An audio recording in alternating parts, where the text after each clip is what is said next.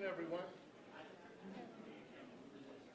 I'll call to order today's meeting of the Board of Supervisors for the University of Louisiana System. It's great to be here at Grambling State University and want to welcome all of the guests. We had a great morning recognizing this outstanding facility and the meaningfulness it brings to North Louisiana and certainly to Grambling, its students, and all who are with. Carol, if you would please call the roll. Mr. Drew Brown. Here. Mr. Mary Posada. Here.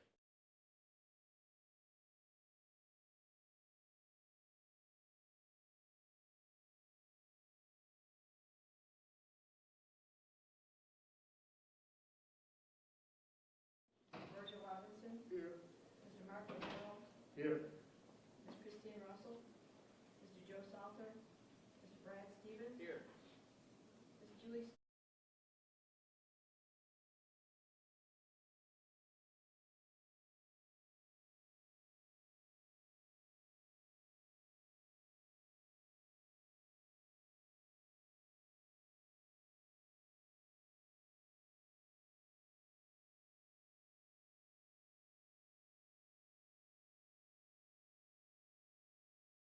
Lead in all of our lives to serve you in your will and continue to spread your word.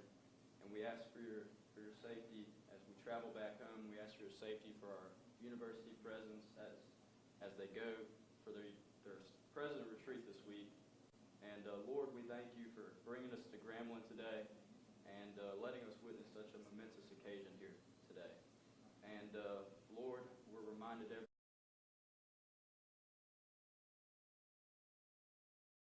in Jesus' name we pray. Amen.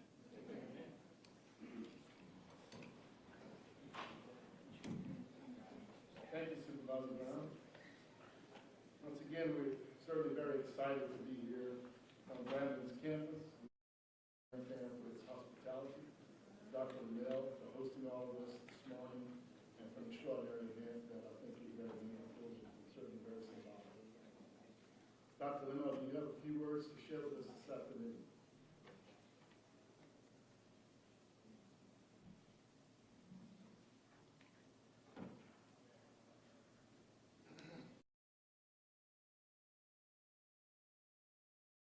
Welcome to Grambling State University, the home of the first digital library in the state of Louisiana. And an HBCU, Grambling State University is also the home of historian and world-renowned author, a good friend of mine and the mother of our system president, Dr. Mildred Gallup. She's in the building today.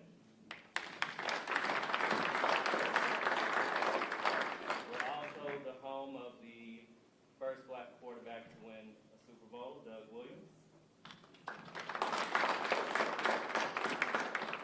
We're the home of a BS in nursing that for the past 3 years has seen 100% passage rate on the NCLEX.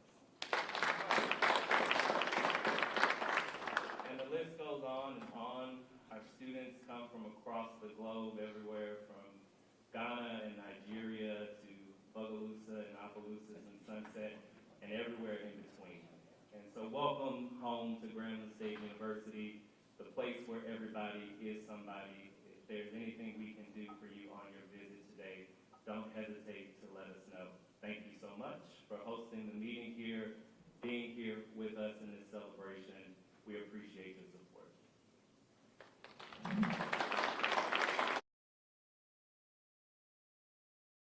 Thank you, Dr. Linnell, for having us here today. We have a special item on the agenda today for Grambling that I would certainly like to yield and ask you to introduce for us. Absolutely. So as you think about the arc of one's life and their journey, creating legacy is an important factor of that. And legacy is not just one big achievement, it's every life that you touch each and every day. And examples of that are clear in the Carter family. And so we are happy to propose at the request for approval for the James and Mildred Carter Pavilion in the Digital Library and Learning Commons building right here. We know the work that Mr. Carter has done for this board, continues to do for this state, and certainly has done for Grambling State University. And So we find it fitting to honor the legacy of his parents right here in this digital library and learning commons.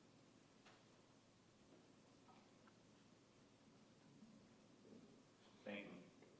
As this item was added to our agenda, if I could have a motion and second to expand.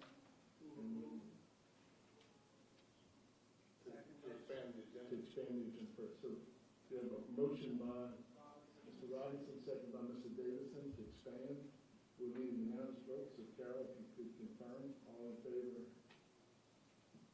say aye. Aye. Or you want to call a vote? I guess, yeah. Dr. Drew Brown, sorry. Dr. Brown. Drew Brown. Yes. Drew Brown. Mr. Posada. Yes. Dr. Clark. Yes. Mr. Davidson. Yes.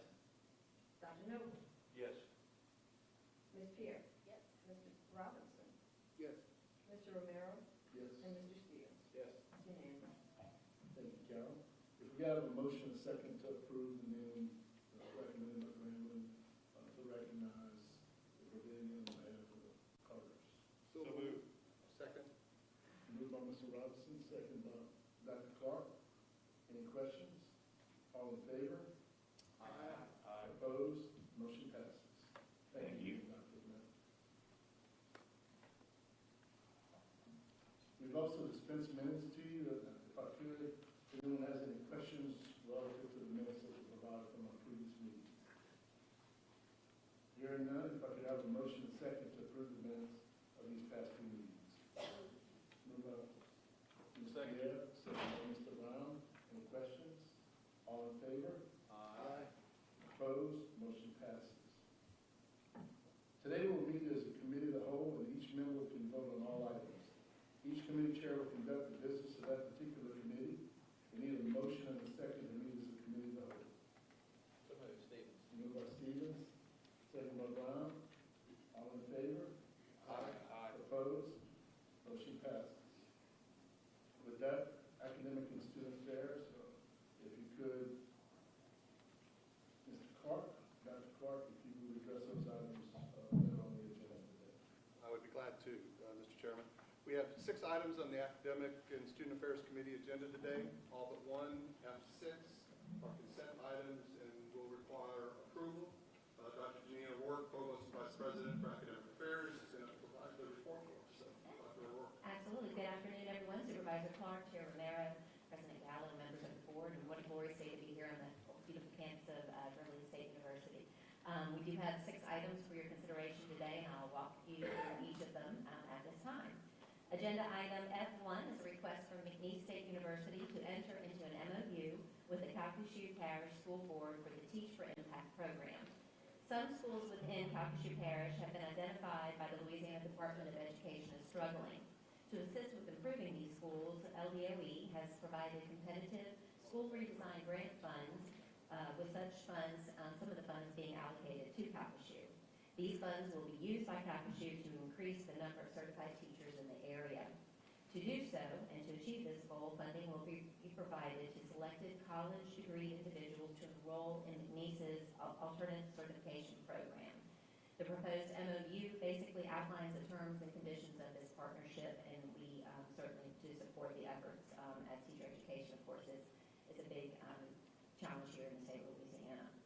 Agenda item F2 is a request from Northwestern State University to offer a Master of Science in Allied Health.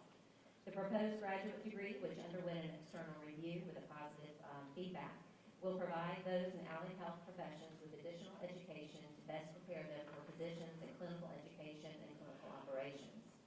The proposed degree, to be offered 100% online, builds upon Northwestern's very successful Bachelor of Applied Science in Allied Health, which graduates on average 25 students annually. Agenda items F3 and F4 pertain to the University of Louisiana Monroe. F3 is a request to offer a Bachelor of Science in Integrative Sciences. The proposed 120 credit hour degree is a scaffolded interdisciplinary degree that builds upon existing coursework offered by ULM to prepare graduates for the needs of industry and commerce. This Science Without Borders proposed program has been designed with 2 concentrations from which students can select: biomedical sciences and integrated sciences. And F4 is a request to offer a Bachelor of Science in Disaster Management. The proposed program has been designed to prepare students for careers in managing emergencies brought on by a variety of natural or other causes, including preparing ahead of time for potential disasters, learning the most effective and efficient means of responding to these the impacts of disaster, and developing the skills to prepare and implement appropriate recovery plans post-disaster. Agenda item S5 is the board's annual consideration of promotion of faculty rank and the awarding of tenure for the upcoming academic year. This year, 155 faculty members were recommended for promotion in rank, with 123 faculty members recommended for tenure. All requests were reviewed by the UL system staff and were determined to be in line with system policies.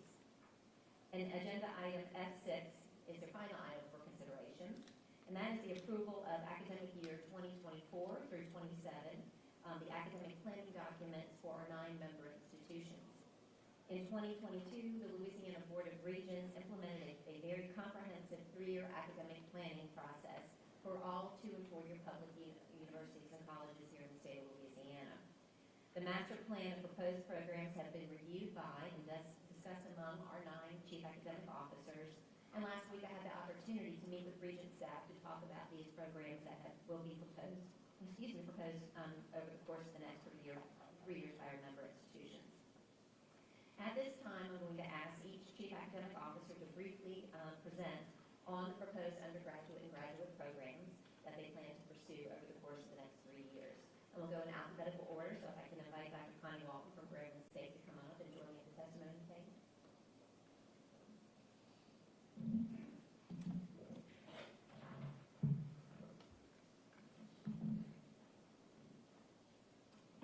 Good afternoon. So the Grambling State University faculty from a variety of disciplines have identified 7 new academic programs to develop and seek approval for adding to our inventory.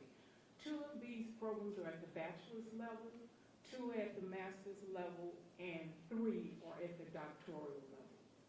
When you look at the faculty teams that develop these programs, the faculty actually, they looked at the alignment of the skills that these students would produce would acquire with the Louisiana Workforce Commission, and so the jobs are all 4 and 5 stars.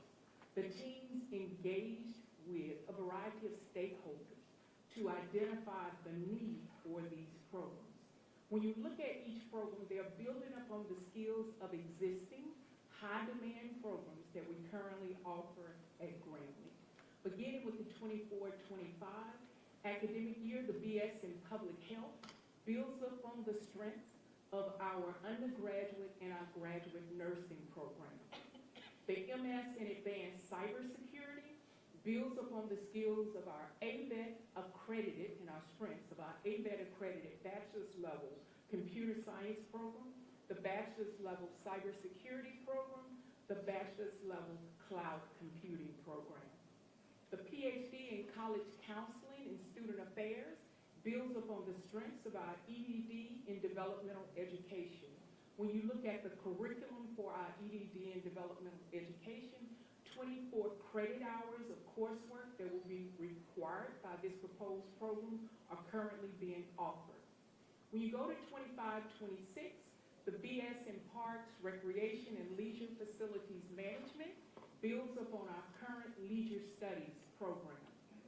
The DNP, Doctors of Nursing Practice and Nurse Practitioner, and the Doctor of Nurse Practice and Nursing Educator. These programs are being developed in direct response to a national organization that looks at nursing educators. And they indicated that by 2025, all MSN, Nurse Practitioner programs, must shift to DNP programs. So we are doing this in response to that national mandate. Last is MS in Quantum Computing. So this degree program is going to build up on the strengths of our chemistry, our physics program, our computer science program, and our engineering technology program. As many of you are aware, we have a Center of Academic Excellence designation by the Louisiana Board of Regents for mathematical achievement in science and technology. So these are the degree programs that we've identified. We're looking forward to presenting the full developed degree program for each of these degree programs this academic year. If you have any questions for me, I'm ready to answer. All right. Thank you, Dr. Walton. And Dr. Donna Thomas from Louisiana Tech.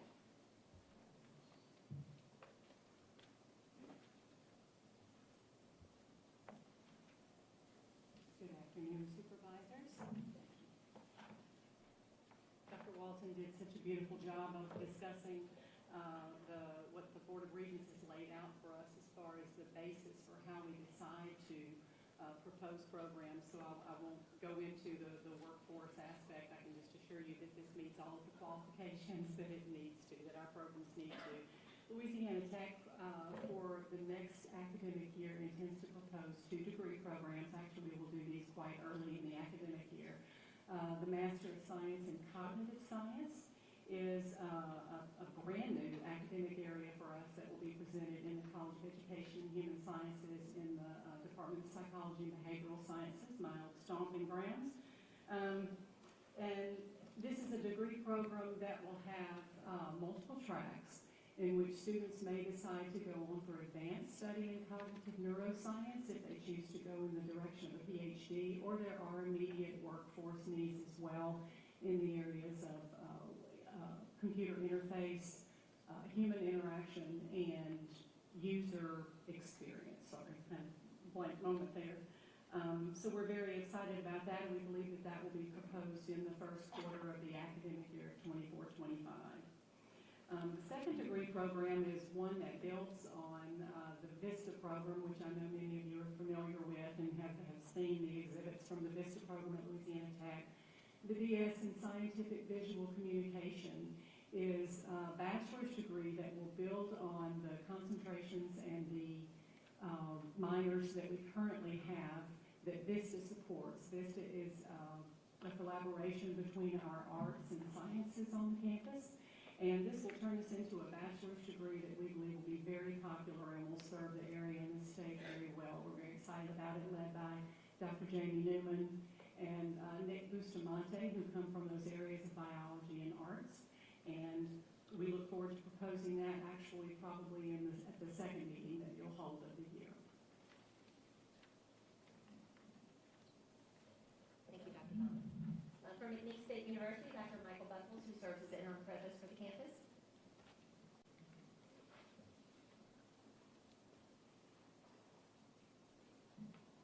Good afternoon. Our EDD and educational leadership proposed would be for next year. And the initial idea for this came from conversations between our leadership in our College of Education and leadership in our various school boards in our region. And from that, we've learned that we would have strong support from our school boards for such a program. It would give their employees an opportunity for growth and development and certainly advancement, as long as that degree was affordable. Okay, we've got that. And also, too, that it would be flexible and online, so we certainly can do that as well. So as we began to look closer at this possibility and looking across the country and certainly within the state at different models for EDDs, we knew it would be important to broaden its appeal. So we can work and will work with our College of Nursing and Health Professions as well as our College of Business to offer different tracks too that can align with this EDD, organizational change, transformational leadership, leadership in behavioral health settings, in addition to a P12 administrative leadership program. So by doing this, by broadening the appeal, we believe we can meet the needs of our constituents as well as broaden our base with this program. And I'm happy to answer any questions you might have. Yes, sir. I'm curious, you also have a number of proposed certificates on the list. Yes, sir. Yes, sir. The 2 previous schools, I think there was 1 proposed certificate. You seem to have quite a number. I'm curious as to not so much the specificity of the certificate offered, but the thinking process in terms of why you were going in that direction more so than full Yes, sir. The postmaster's certificate, family nurse practitioner that would be offered through our consortium, so would become part of that inventory of programs and certificates in our nursing consortium. The undergraduate certificates listed there is an effort to build in additional credentials for undergraduate degrees so our students go into the workforce stronger. And then the post-baccalaureate certificates in special ed at the different levels is also to efforts to increase the avenues that someone could gain teaching or initial teaching certification, in this case for special education. So if I'm understanding correctly, the majority of the certificates are embedded within an existing program and will provide those students who end up with degrees in those programs with additional credentials that they will have. Yes, sir. Well, I commend you for thinking that way. I think that that's a smart way to go. I know we've talked about it in previous meetings and we've kind of kept track going on. And I'm appreciative of seeing this type of thing on the program. Thank you. Dr. Todd Keller, who serves as interim provost at Nicholls State University.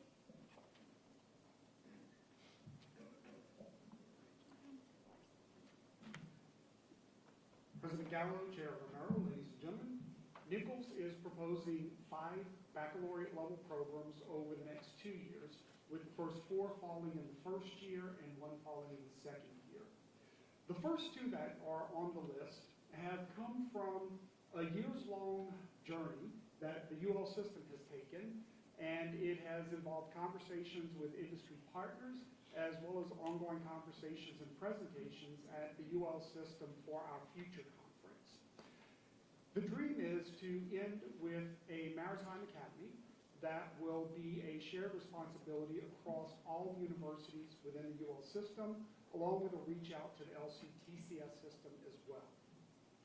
So the first 2 programs, a Bachelor of Science in Marine Transportation, is centered on creating a program that will result in the ability to work on large unlimited tonnage vessels, as well as gain licensure to eventually operate and captain or pilot these vessels.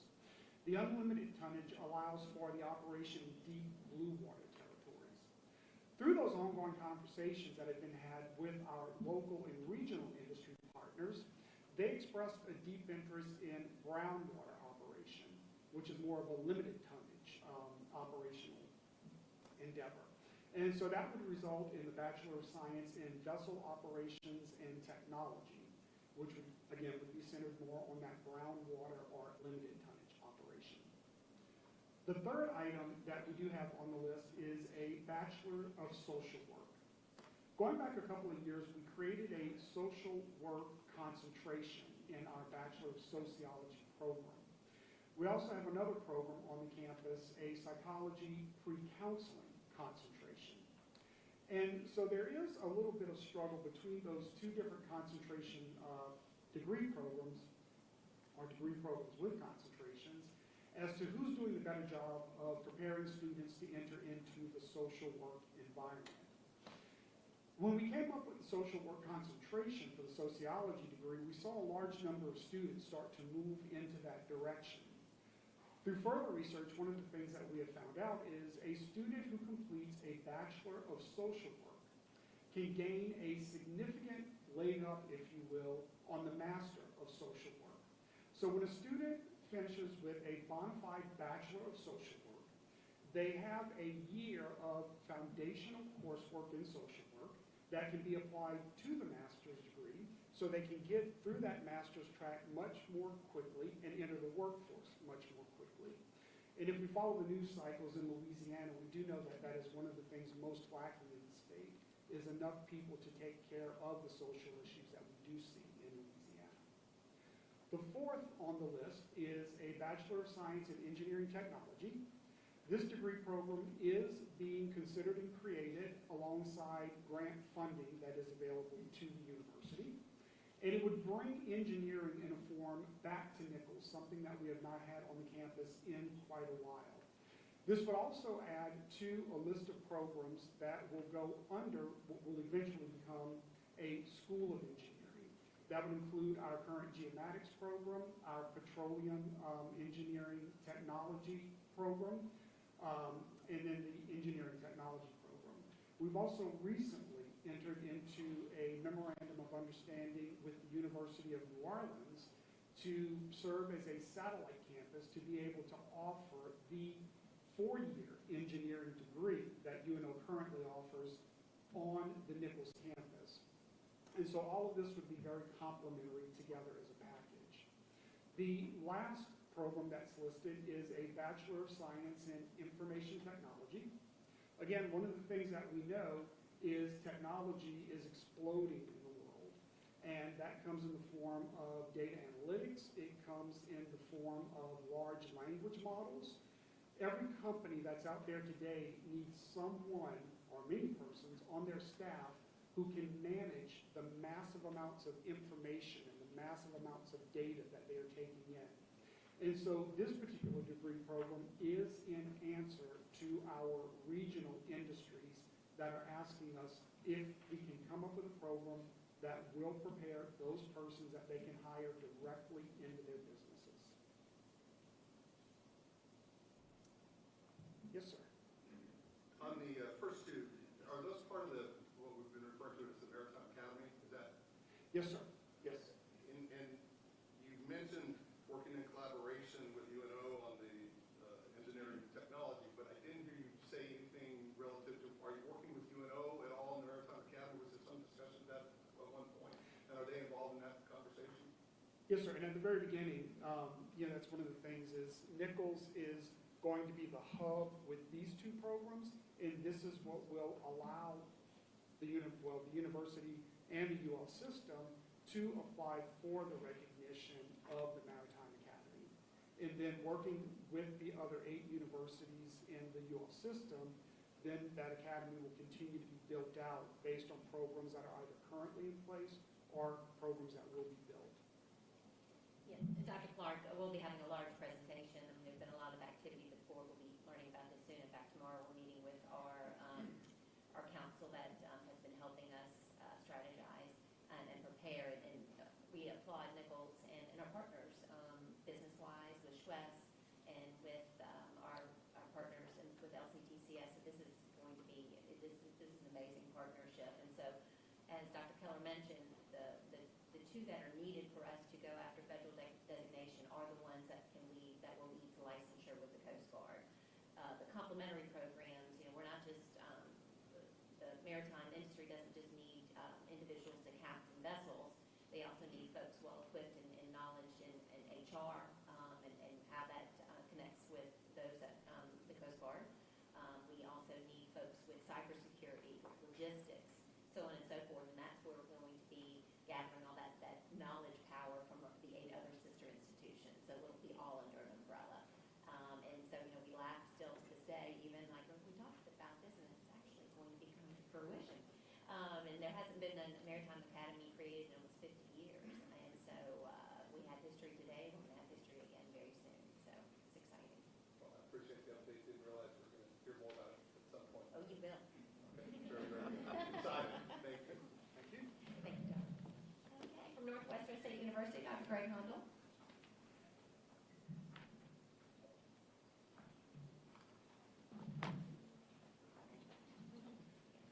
Good afternoon, and I'd like to offer a few comments on some of our proposed degree programs at Northwestern. The first one, hopefully this board will give approval to by the end of this meeting, and that is the Master of Science in Allied Health. And the second, the Bachelor of Fine Arts in Creative Writing, has already been approved by the Board of Supervisors and is awaiting Board of Regents approval. And if we did gain approval for that, it would replace our current concentration in creative writing. And this one is one that I think a lot of people ask questions about. It seems like a typically maybe frivolous degree for an institution to offer. However, we have found that there is a lot of demand for not only writers and authors, which is the traditional path for creative writers, but also for public relations specialists, writers from marketing firms, as well as creative technical writers. Going on from that, our recently reorganized School of Social Sciences and Applied Programs is proposing a unique combination degree in anthropology and sociology. And this has been at the request of several of our partners, the Cane River National Heritage Area, based in Natchitoches, the Williamson Museum and the Creole Heritage Center that are housed in this particular school on our campus, and as well as the Tunica, Biloxi, Caddo, and Coshada tribal governments and the National Park Service that runs the National Center for Preservation Technology and Training on our campus to offer this unique combination and assist with getting anthropologists and sociologists into the profession. Our Bachelor of Science in Hospitality Administration, we currently have a Hospitality Management and Tourism degree.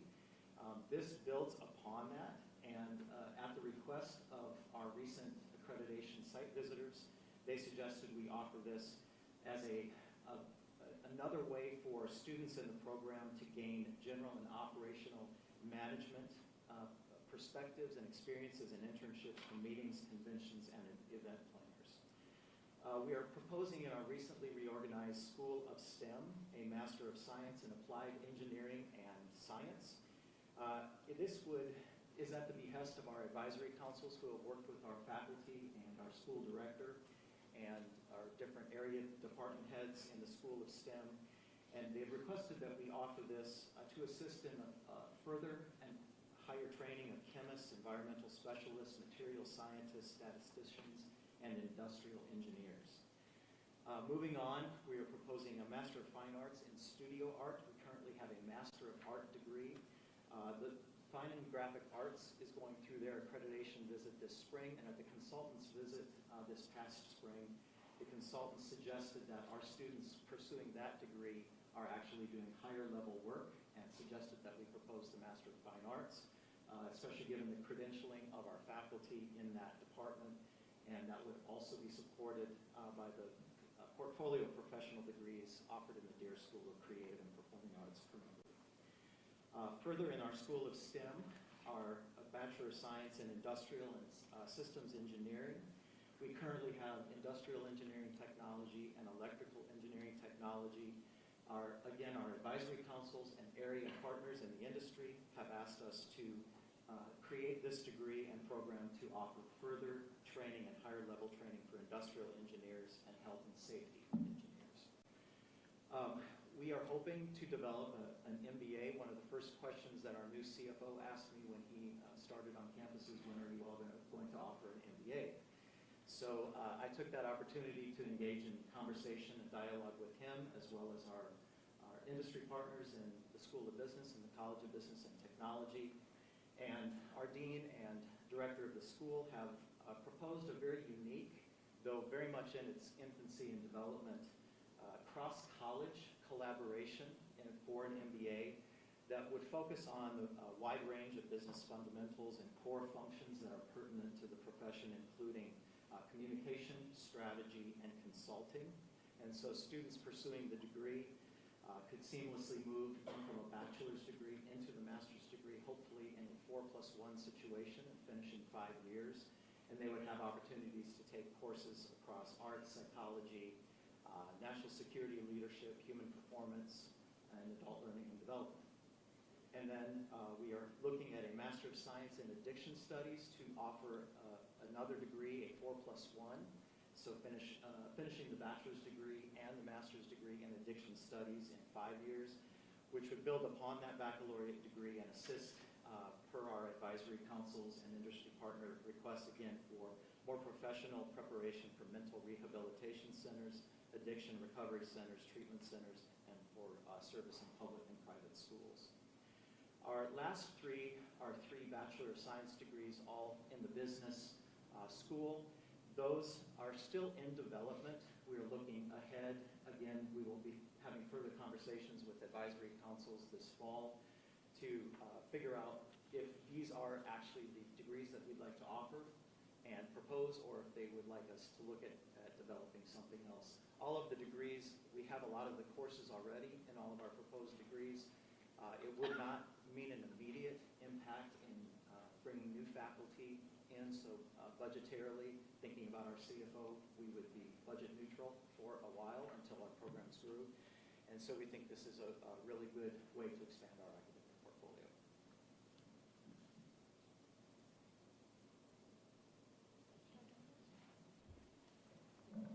Dr. Tina Golding from Southeastern.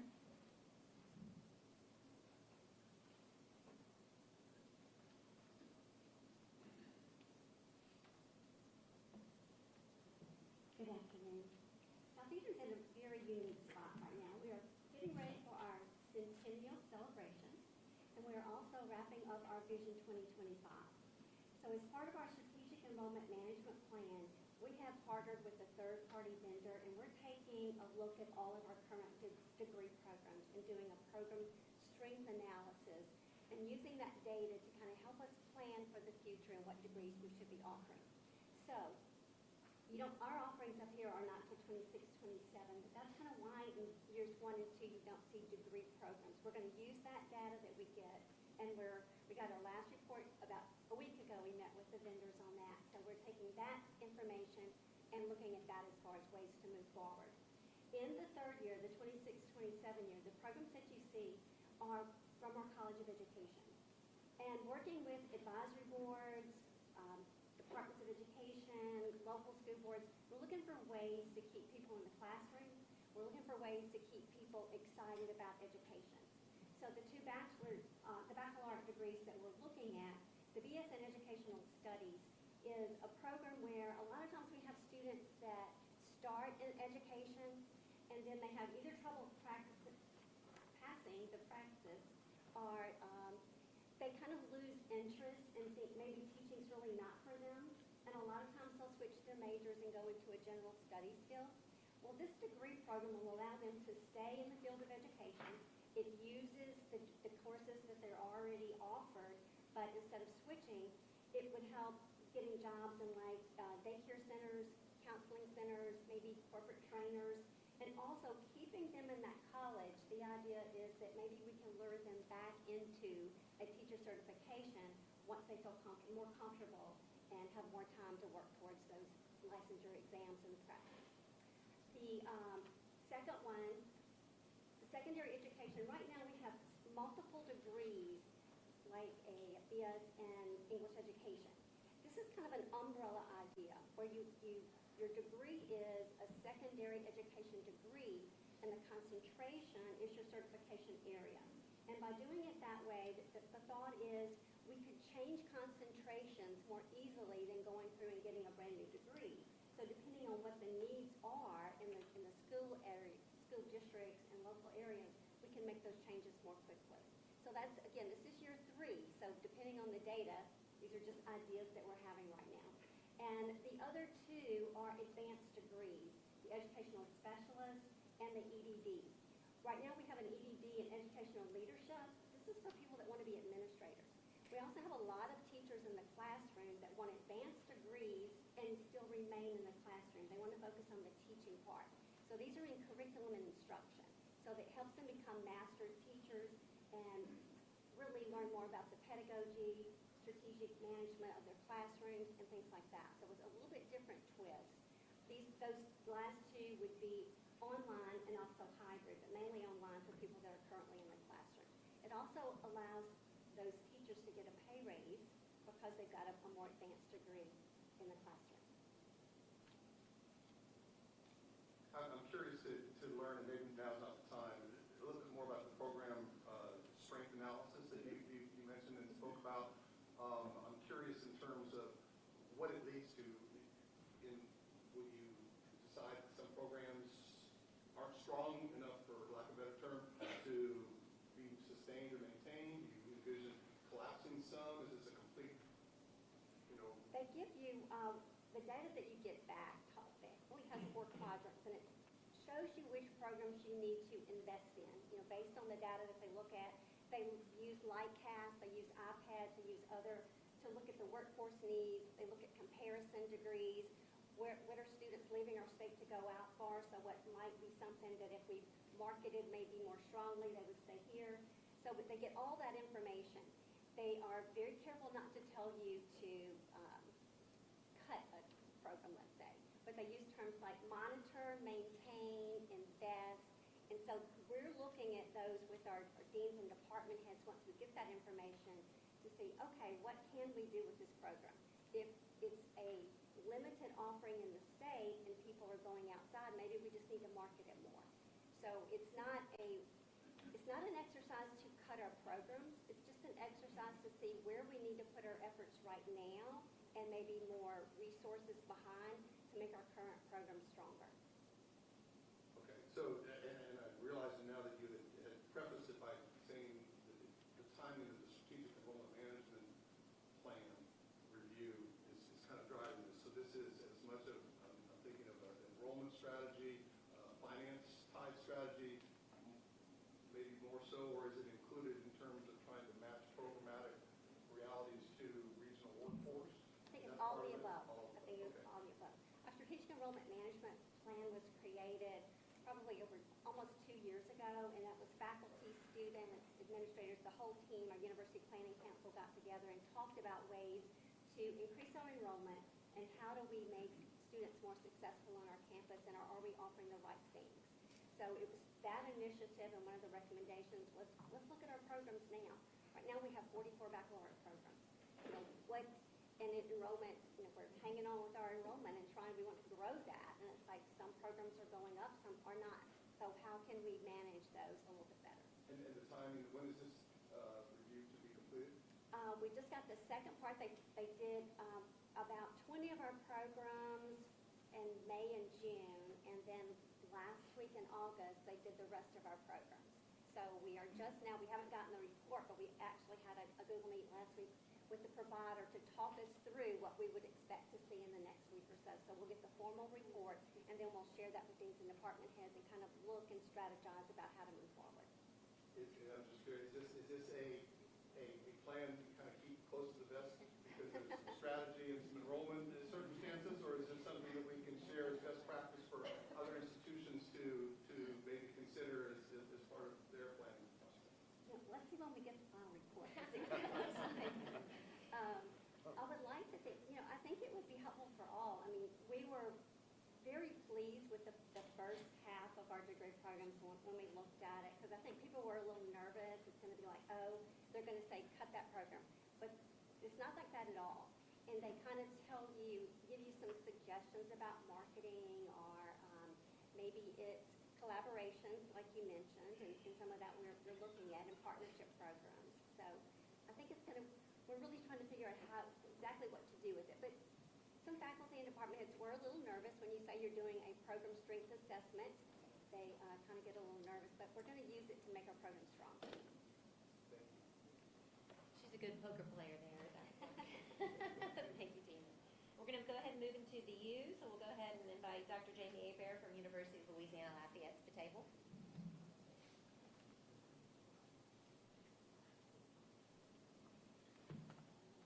Thank you. Good afternoon.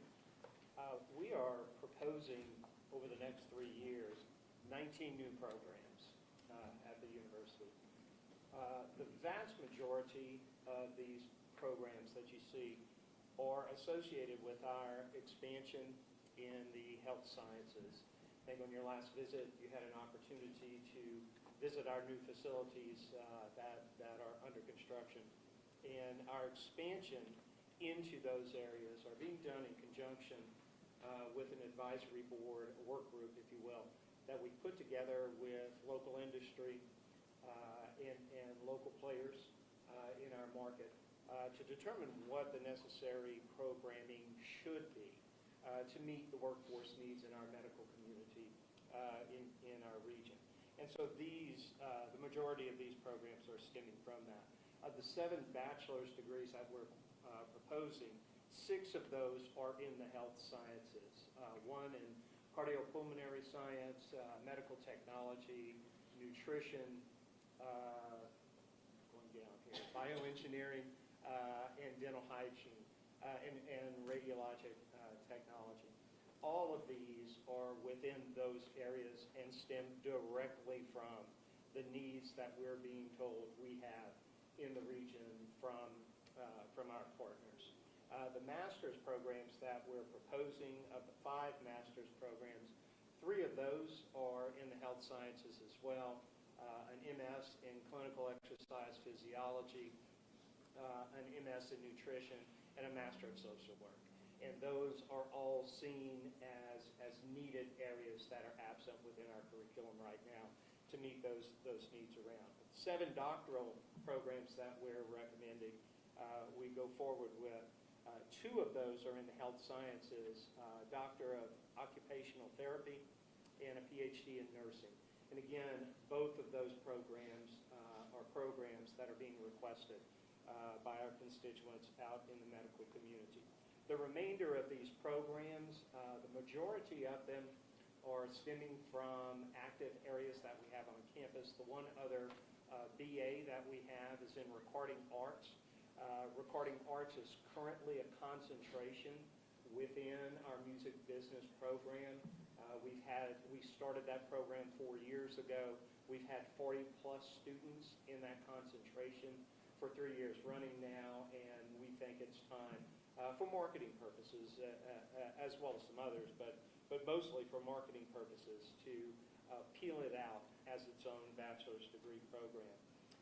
The other 2 master's programs, one is in interior design, which is in our architecture program. It is an architecture interior design program, so graduates of this program would be working on things like renovations of interiors of major buildings. We currently have the ability to offer that as a track within our master's in architecture, but for the same reasons as recording arts, we'd like to split that off into its own master's degree. And there's a secondary reason for doing that. We would like to seek accreditation for our interior design program, and the accrediting agency will not accredit it if it is called an architecture program. So we are renaming that concentration in there. The other doctoral programs that we have are all based on either expansions of current vibrant programs. All of the programs that we're proposing in education, the EDD in curriculum and instruction, our PhD in curriculum and instruction, and the PhD in counseling are all offshoots of our very vibrant EDD program that we have right now.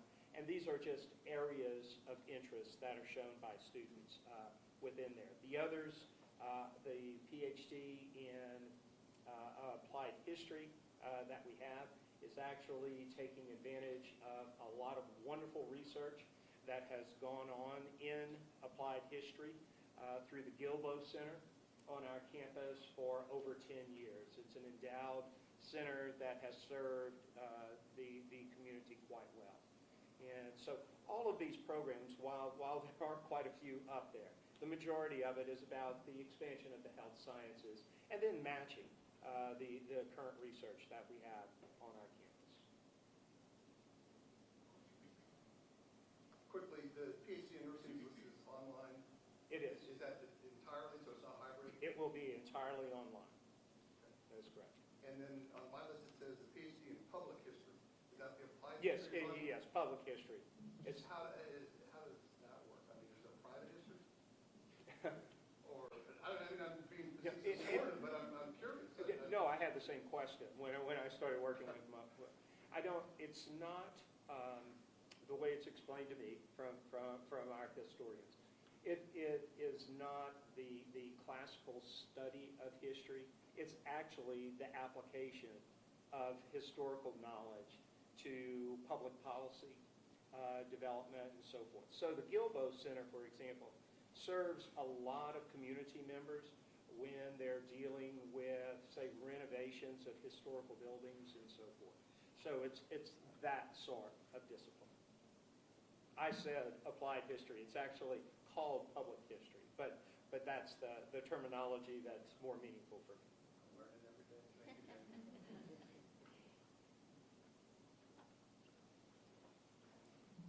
From the University of Louisiana at Monroe, Dr. Mark Aaron.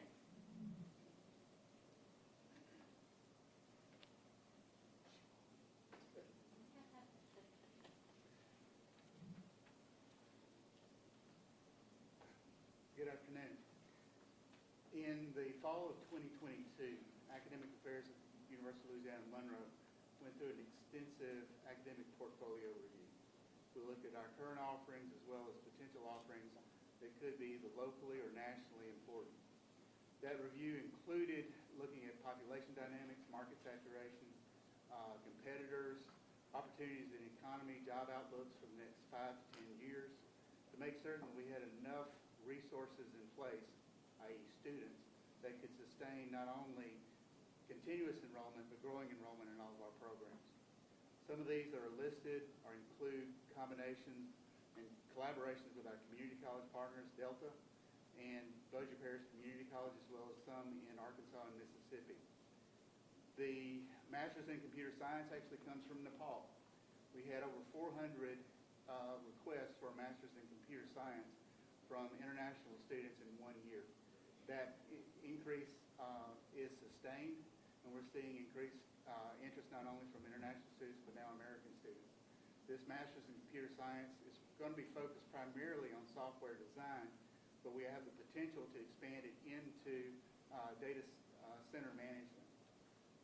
Disaster management, as was presented earlier, has created a lot of interest not only locally, but also with the Army Corps of Engineers at the Audit facility in Vicksburg. Their people are very interested in joining and teaching in the program as well as going through the program themselves, because they are many times on the front line of a lot of the disasters coming on. We've been in connection with a lot of the leaders that went through Katrina that are helping us design this curriculum so that they can be a lot more practically oriented than some that you might find in other states. Integrative sciences, as mentioned before, is an opportunity for us to intersect sciences and picks up on an international trend. My discipline is chemistry, and I'm a dinosaur. Very rarely do you see people in pure chemistry anymore. It's mostly biochemistry, geochemistry. You see biophysics. Sciences is blurring. So we hope with this particular degree we can pick up on that trend and actually enhance the competitive nature of our students as they go forward, understanding that the study of science involves much more than a singular discipline. Biomedical sciences will be a collaboration with our on-campus partner, BCOM. In fact, at 2:01 today, I got an email from BCOM asking me if this program had been approved. So I'm going to reply we're working on it. But this program is served as a bridge between the bachelor's degree and medical school. It is an opportunity for someone to go in, pick up the courses that they may need to be successful in medical school in a 12-month period. DNP and nurse practitioner, I would love to invite Connie back up here because what she said is what we're doing. We're being required to move to the doctorate level. We have been in touch with the nursing faculty at Grambling. We're confident with the demand that you can easily support 2 programs. The demand is just that deep. I came in from Missouri 3 years ago, I forget. Missouri was about to lose 33% of its nursing workforce to retirement in 1 year. And that trend is being sustained in states all across the country. Being able not only to staff nurses, but then teach is going to be incredibly important going forward. So any doctorate that you have in nursing is going to be self-sustaining. The BS in sonography is done with local partners. The hospitals came to us, said they desperately needed expertise in this area. We're going to add that to our already existing Rad Tech program. Ag education is a collaboration with Delta Community College. We hope this to be a 2+2, where they take the first 2 years of the agriculture program at Delta, transfer to our outstanding educational program, pick up the last years and be certified to teach in agriculture education, which we found through our study and our research is a growing program, not only in Louisiana, but throughout the South. Applied humanities is similar to the integrative sciences. We're discovering that humanities students are actually able to attain the same salary levels as STEM majors after 7 years of employment. The problem is getting them started out more quickly. So being able to blend the humanities and possibly add minors in business or other areas like data science should in fact help us address the gainful employment questions that the Department of Education has at this point. Master of Science in Athletic Training is another collaboration with VCOM. They're very interested in building out a sports medicine area of expertise throughout the region. Eventually, we're in discussion of other degrees, but this will be one of our first ones. And our last one is cannabis management that will be offered through our pharmacy program. They are becoming noted for their testing of drugs. We've had some opportunities to get some funds in to set up those drug testing labs. Cannabis is going to be one of them as it becomes more legal. I got to do this. They're really high on this program. And without getting too further weedy on this, this is a program that has very little data on it because it's brand new, but all initial indicators show that this should be a very strong program for us as attached to our pharmacy program. So I'll be happy to entertain any questions. No question, comment. I'm appreciative of the fact that you referenced it 2+2, working with Delta Community College. I think the more that we can think about utilizing the two-year system as a pathway for Louisiana residents, I think is the way to go. Thank you for doing that. Thank you. And our final presentation will be from the University of New Orleans, Dr. Daryl Kruger.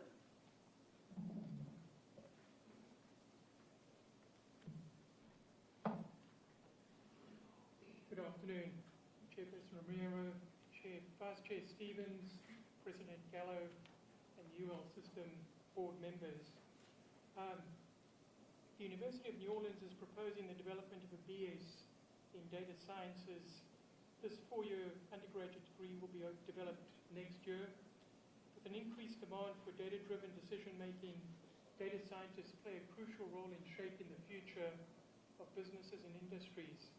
And the Bureau of Labor Statistics shows about a 35% increase in demand for these occupations from about 2022 to 2032. This proposed 4-year program draws upon multiple disciplines at the institution. Students will benefit from UNO faculty expertise from the College of Business as well as the College of Sciences across at least 3 departments.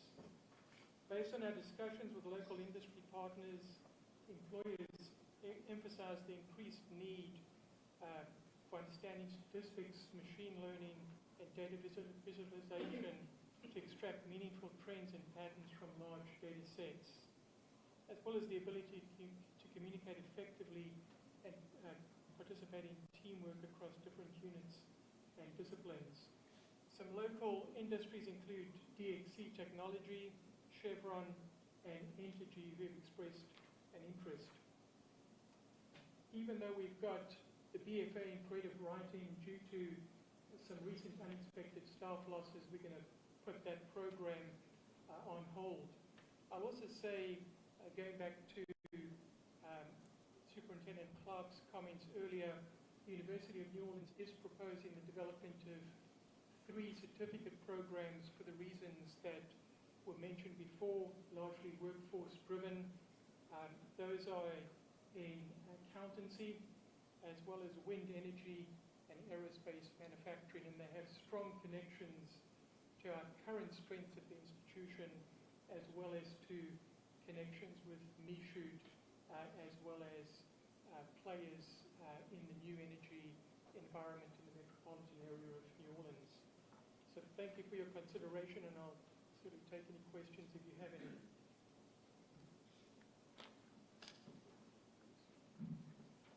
Including the final agenda item, I would like to publicly state that the University of Louisiana system is extremely fortunate to have such talented and high caliber chief academic officers leading the academic side of the houses of our 9 member institutions.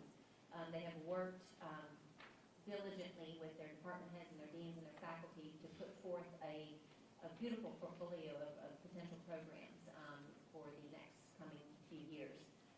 Just as a point of information, should this list be approved, it will go on to the Board of Regents, and basically it's a hunting license for these institutions to move forward with what's on the list, but you will see full proposals coming forward. We will try to organize them in a fashion that makes sense. As you saw, a lot of DMP programs on the list from multiple for reasons mentioned, accrediting agencies and whatnot. We will try to organize those so they're put together at one time so you can understand the impact to the state and the rationale, that they're just not piecemealed. So there'll be a lot of interesting information coming forward over the next few years. And that concludes our agenda. I'm happy to answer any questions on any items, Dr. Clark.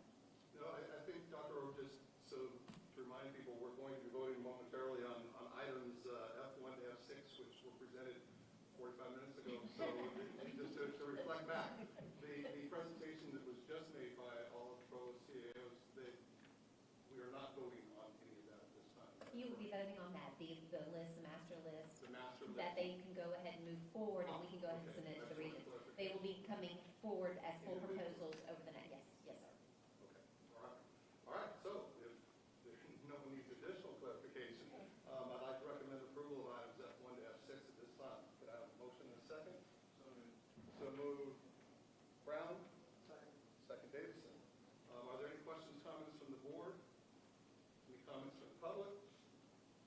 All right, all in favor say aye. Aye. Any opposed? Motion is approved. Any other business coming before this committee? All right, if not, I believe we move to athletics. Is that correct, Mr. Chairman, or are we doing? Before doing so, if we could just momentarily, please, refer back to item D. I see we have a guest who was invited to attend, join us. I hope that Dr. Lamel can come forward, and Mr. Carter and his family. Just further recognition and naming that we approved just a little while ago. So as he's approaching, Dr. James Carter, who of course served on this board, not only as a member but as chairman, was incredibly instrumental in the development of the digital library and learning commons. And since I have a few seconds, I'll throw this in. As a member of the Board of Supervisors, Mr. Carter come to the campus, and as he and I walked into the old library, ceiling tiles literally fell just prior to our walking into the building. And I assure you, it was not by design. But as a member of the Board of Supervisors, he was as incensed as I already was about the condition of that former library. I'm not exactly sure, because I was not privy to the conversation, exactly what he said to Bruce today. But I heard from Bruce shortly after that with the name of a library consultant and a timeline, and a new building would be on the way. So the Bible tells us that we can tell a tree by the fruit it bears.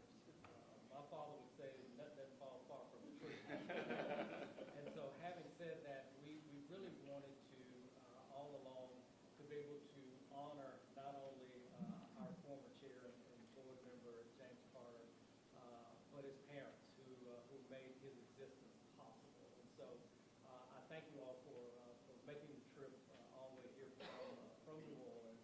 And so, to our former chair, James Carter, to his mother, Mildred Carter, Bryce, their son, and Dr. Renee Carter. Thank you all so much for joining us today and for allowing Grambling State University to honor you all and show appreciation for what you mean to this university and for this building that has come to fruition. So we certainly turn over to you for any comments you might want to make. Well, first of all, thank you so very much. As you have already articulated, I'm sitting here with my mom, right, whose name is going to be on the pavilion. I'm sitting here with my beautiful wife, who did a lot of things possible. I'm sitting here with my son, who was a young man at that time, and still a young man, but, since that time, a lot of things have happened. But I want to first thank you, Chair Romero, we go back a long, long way. And this wonderful edifice, if you will, is not simply something of my doing. Obviously, it was all of you, many of you who served on the board with me at that particular time. So I want to thank the chair. I want to thank the entire board. I want to thank President Gallo, who was the one who invited me over here to see what was going on and had the courage and the love for the students to say that we needed to really do something significant in terms of making a premium opportunity available for students. And I also want to thank Dr. Lamel for carrying on, right? Because there's been a change in guard since then.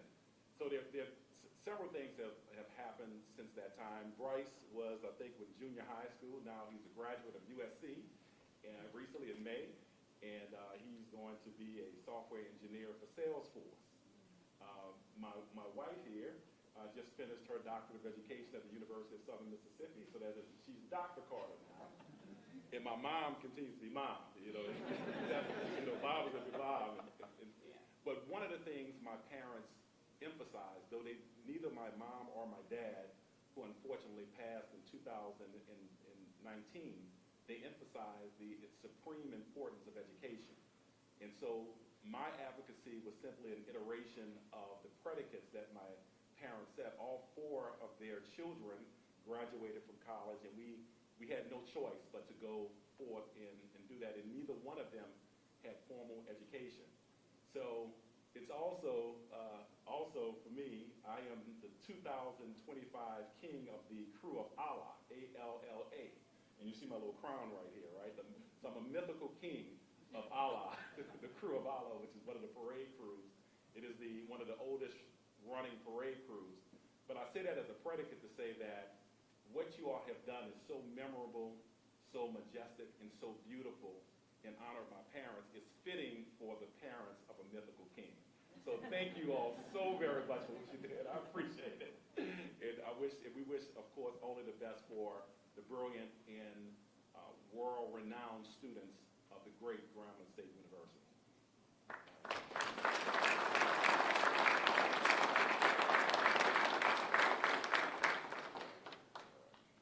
All right, thank you. I want to thank all of you for coming, and congratulations, Ms. Carter. Very fitting.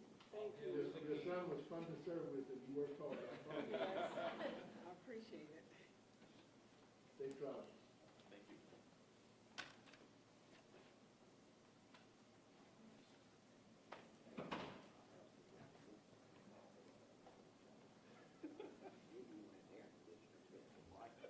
That's right. You remind me of the real story that happened. I will never forget the meeting that Mr. Carter called up me and Dr. Lidoff about the library. And then he also mentioned there was air conditioner problem at UNO he wanted fixed. So I think that we did that. Dr. Noel, good to see you with athletics. We have 22 items on the athletic committee today. All are consent agenda items. Mr. Bruchane will provide a brief overview of these items. Thank you so much, Dr. Noble. Each of you were sent out the contract and the executive summary that denotes the specifics of each contract. Campuses are requesting approval of following, and since we have so many contracts, I tried to treat them in globo, and I spoke to Dr. Noble saying that we do have a lot of contracts, but all of them are pretty much routine contracts. Items G1 through G7, Louisiana Tech, approval of contracts of the various coaches. Assistant baseball coaches, Cooper Fouts, Jake Wells, and Matt Miller. Assistant men's basketball coaches, Tyson Batiste and Kelvin Gilder Tilbury. Assistant softball coaches, Chelsea Cohan, Tyler Kowalski, and Maddie Green. Assistant track and field cross-country coaches, George Clare and Hallie McClintock. Lane Burrows, baseball head coach. Calvin Hester, men's basketball head coach. Ryan Johnson, director of men and women's track and field and cross-country. Items G8 through G10 from McNeese, requesting approval of contract with Sonia Madrano Medina, head women's tennis coach. Brendan Gilroy, head men's and women's track and cross-country coach. And Justin Hill, head baseball coach. Items G11 through G13 from Nicholls, contract with Brent Herring, head men's baseball coach. Christy Helmers, head soccer coach. And Ronald Frost, head softball coach. Items G14 through G15 are from Northwestern, requesting approval of contract with Jenny Fuller, head softball coach. Rick Cabrera, and head men's basketball coach. And finally, items G16 through G20 or contract with Southeastern, David Kiefer, head men's basketball coach. Lawrence Lane, head golf coach. track and field coach. Richard Freeman, head women's softball coach. And assistant coaches Alana Freeman for softball, Catherine Goodwin, also for softball, and Lee McBride, assistant women's volleyball coach. And items D1 through D22. University President at Lafayette, an amended contract with Christopher McBride, head soccer coach, and Thomas Badon, head track and field coach. Those are all the items I have, Dr. Noble. Thank you, Mr. Yanni.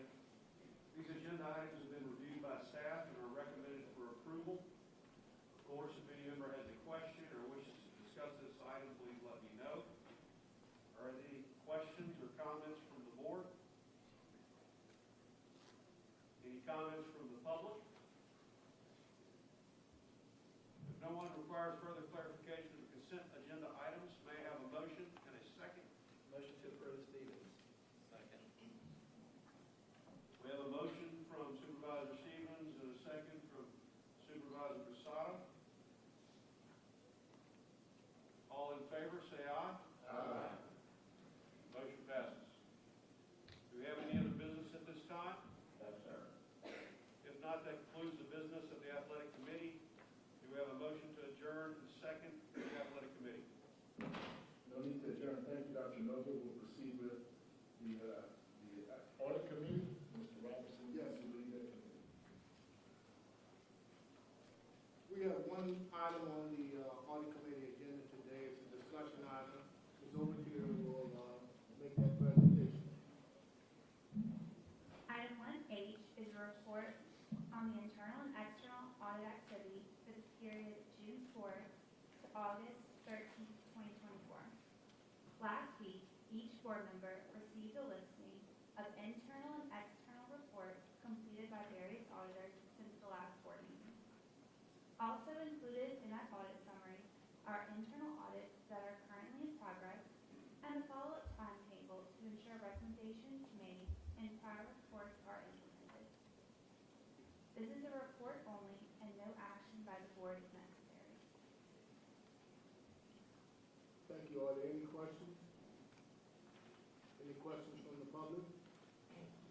I'll just add that we had a very good meeting with the staff and the leadership at the University of Louisiana Lafayette on the outstanding issue, and we're very comfortable that they have a plan in place in order to address the issue. It has a lot to do with their with staffing.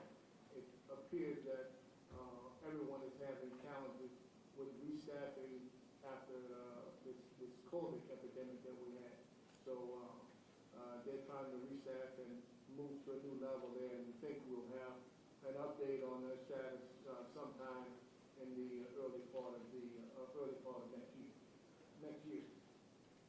But this report was for information only, and if there are no questions, that concludes the activity of the audit committee. Thank you, Mr. Robinson. Thank you. We could proceed with facilities, Ms. Pierre. Yes. We have 10 items on the facilities planning committee that are all consent items. First, Janae will provide an overview of the items by campus. Thank you so much, Ms. Pierre, for stepping in today. I definitely appreciate it. Each of you were sent out the executive summary that denotes specific of each item, and I also wanted to note that for those campuses who have requested a naming, each president has submitted appropriate justification as required by board rules. Campuses are requesting approval of the following. Item I-1 from Grambling, name the foyer in Charles B. Adams Building to Dr. Lamore J. Carter Foyer. Item I-2 is also from Grambling, requesting permission to extend the ground lease and leaseback agreement with the Grambling University Foundation. The scoreboards are in dire need of repair and replacement, and other improvements are needed at the Eddie Robinson Memorial Stadium football field. The University Foundation has secured a line of credit to complete the project. To carry out the project, the board has already leased the land to the Grambling University Foundation. The foundation will make the payments from the annual Coca-Cola United Capital Improvements contributions, sponsorship, and year donations totaling approximately $2 million. Once the project is complete and fully funded, the lease will terminate. Item I3 is from Louisiana Tech, requesting permission to amend a cooperative endeavor and lease with the city of Ruston for the site of Ruston Municipal Airport, where the Louisiana Tech University Flight Operations Center is located. The city of Ruston has recently received a federal grant to construct 10 T-unit hangars with associated taxi lane pavement and additional tie downs. Louisiana Tech will benefit from access to these additional tie downs. In order to construct a new improvements area currently leased to the university will need to be reduced. As a result, the university will incur a smaller lease expense each year. Item I4, University of Louisiana at Lafayette, requesting permission, as we've done another project for the previously approved Act 959 Project Facility Planning and Control Delegated Authority for the non-human primate housing at New Iberia Research Center at the University of Lafayette. Updated and current federal National Institute of Health design requirements for this project have increased, so the construction cost has increased from approximately $3.5 million to $5 million. And what the university plans to do is to use self-generated funds to complete this project, but the university using these funds cannot exceed the $10 million threshold allowed by state law. Item I5, University of Louisiana at Lafayette, requesting permission to place an item for the Interim Emergency Board for approval of a scope change and revision of a project that they're doing with the University of Louisiana at Lafayette Learning Laboratory School Capital Outlay Project. ULL has attained state capital funding in the amount of $44 million for the design of a learning laboratory. And when they first started this project, they had planned to renovate the upper level grades. But as they got into the program more and more, subsequent program development identified that the existing buildings are much more well suited for upper level grades by using existing laboratory facilities and room layout. So what they need to do now is to go before the Interim Emergency Board, possibly joint legislative committee on the budget, to get this scope revision approved. And we have already received approval from Facility Planning and Control. And then once the board votes on it here today, then it needs to go to Regents. Then it would need to go to the Interim Emergency Board. Item I6 to I7, I combined those from the University of Louisiana at Lafayette. They want requesting permission to enter into commercial agreements to buy and sell some properties. One of the properties is from We Are Group Lafayette LLC and MG Property Holdings LLC. The group property is going for $500,000 and the MG property is $60,000. Both properties are subject to appraisal from a certified appraiser. Item I8, University of Louisiana at Monroe, approval to proceed with constructing phase 2 of the short game and putting and chipping practice area at Wally Jones Complex. This will be a project done in conjunction with University of Louisiana Monroe Facilities Incorporated, and they will do the project, and we expect everything to be completed by August of 2025. Item I9, University of Louisiana Monroe, to name the premium area behind home plate in Lou Santa Montfield, which is their baseball stadium, to Dr. Charles R. McDonald Stadium Club. And I'm sure most of you are very familiar who Dr. Charles McDonald was. Item I10 is from the University of Louisiana System, requesting approval, as we normally do annually, of the fiscal year 25-26 capital outlay budget request, and each campus has submitted their 5-year plan. These plans have been submitted by each president after discussion with their facility director and other staff to determine their capital outlay needs for the next 5 years. And each of you have been sent this plan.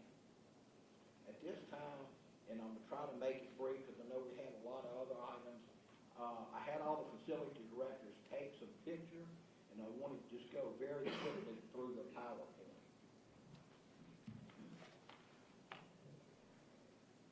The first slide is in total. We have, for first year, whenever you do this, you only request the Board of Regents projects in the first year, and campus submitted approximately 90 projects totaling $441 million.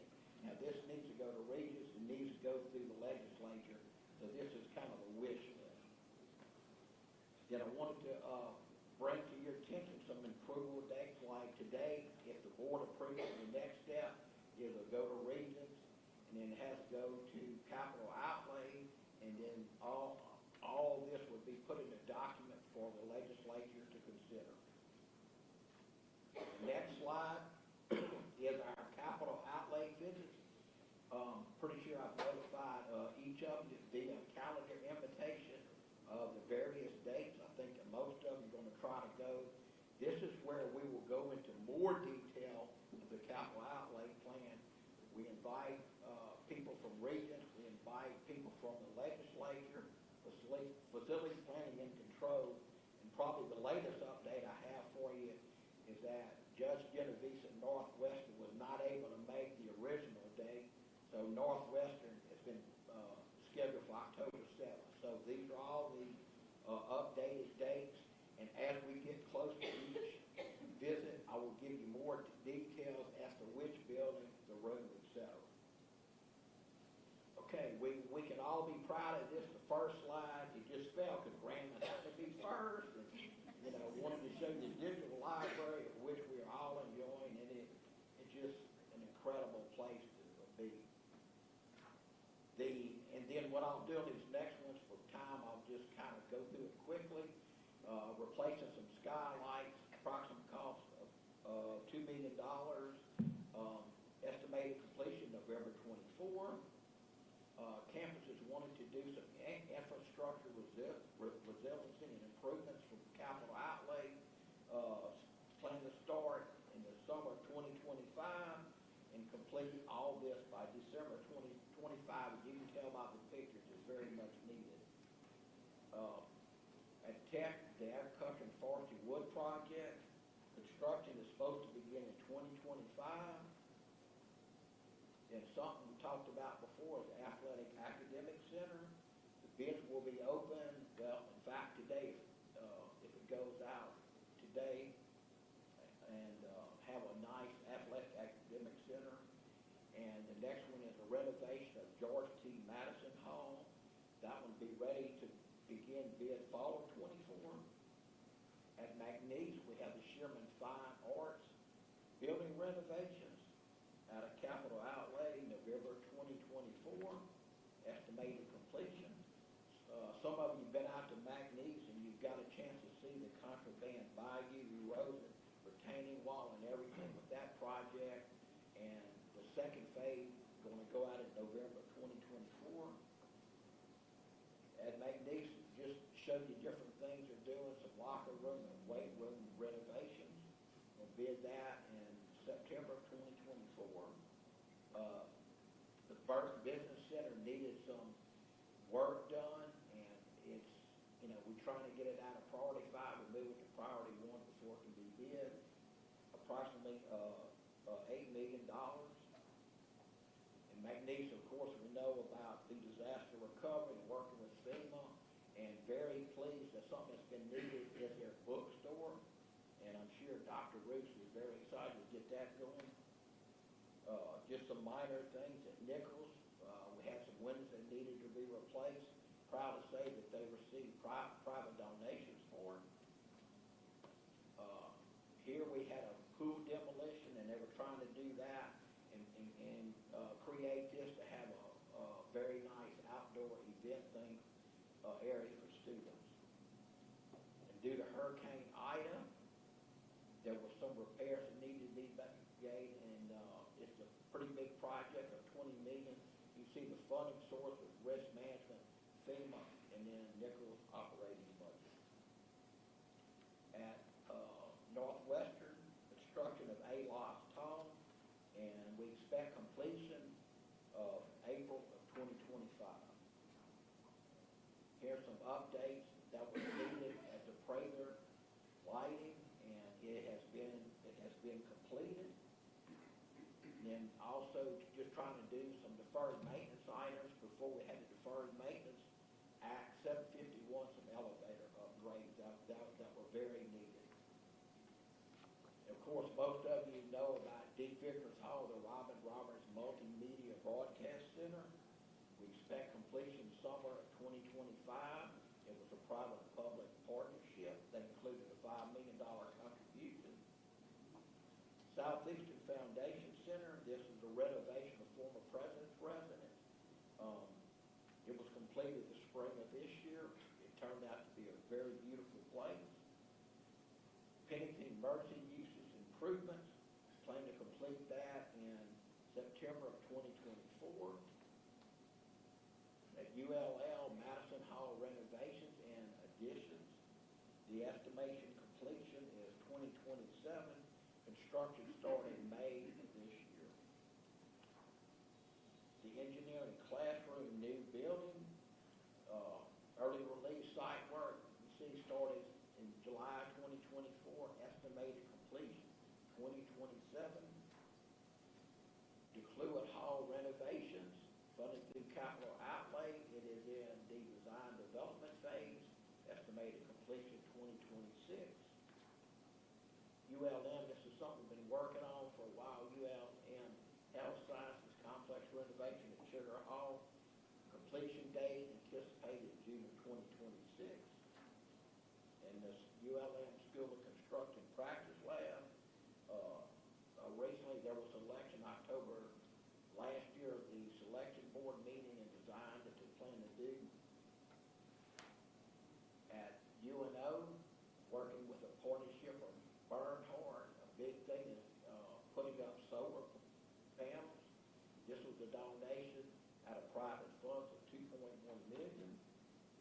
And then finally, UNO, there was some stairwell repairs that really needed. This money was funded through deferred maintenance. And even though we've been trying to get capital outlay funding, you can see that the universities have been doing a lot of work and doing the best they can with the funds they have. And just one thing I wanted to mention, that recently the legislature has passed what is known as Act 751, where we will finally be able to address our deferred maintenance needs. And our first round of funds to spend between the next 2 years is approximately $19 million, and each campus has an allotment of $2.1 million, and they're in the process. They're supposed to have it to me tomorrow, but each campus is outlining projects that they requested that had to be approved by Joint Legislative Committee on the Budget, which was approved August 9th. So now they're taking all the projects, because we can't fund all of them right now with the $19 million to start with. And I'm supposed to turn that in hopefully by Monday morning, and after that, then Facility Planning and Control will prepare a funding summary, and once we get that, we can start spending the money, and we have to report to the legislature by December 31st of how much money was spent. And they're saying, you need to spend the money, so we'll give you more to show, because we don't want to just say we're going to fund it and no progress has been made. So our campuses are very, very excited. As far as the system, we have approximately $500 million of deferred maintenance.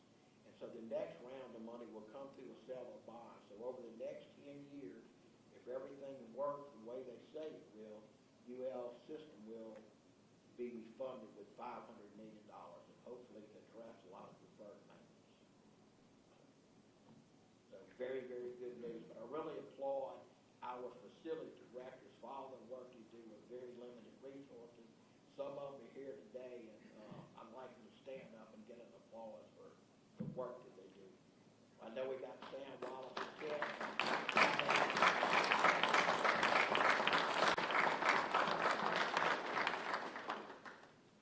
Of course, I want to thank you as a board for always approving and listening and approving our project.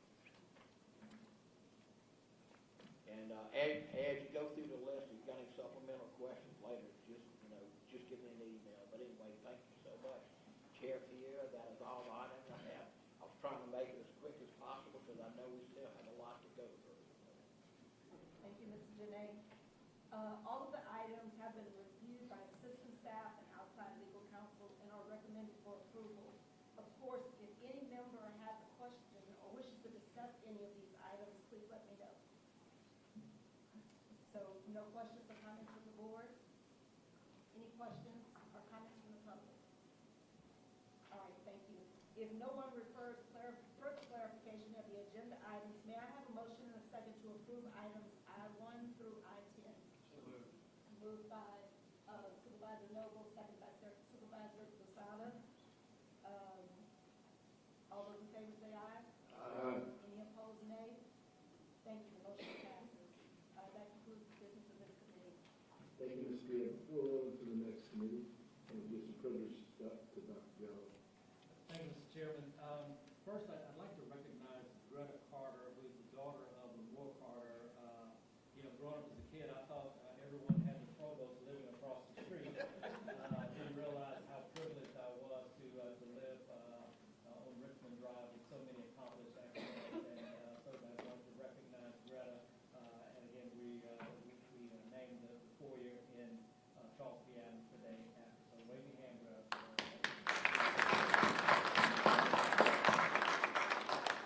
Since I'm cutting into her nap time, I thought I'd better go ahead and recognize my mother, who has joined us today. Of course, my mother, Dr. Mildred Gallo, served here at Grambling State University for 44 years, served on this board of supervisors, and as I looked at her she had that same look when she served, I believe, on the board. And, I remember when Carol used to send those binders, and she would sit at her kitchen table and lick her thumb and go page by page with all of the documents to prepare for these meetings. So I had no idea that watching my mother would prepare me to understand the importance of the work that the University of Louisiana System Board of Supervisors does. And so I did not want to let this occasion pass without asking Mom to be here so you all could see her and thank her for making it possible to meet me. So Mom, wave your hand.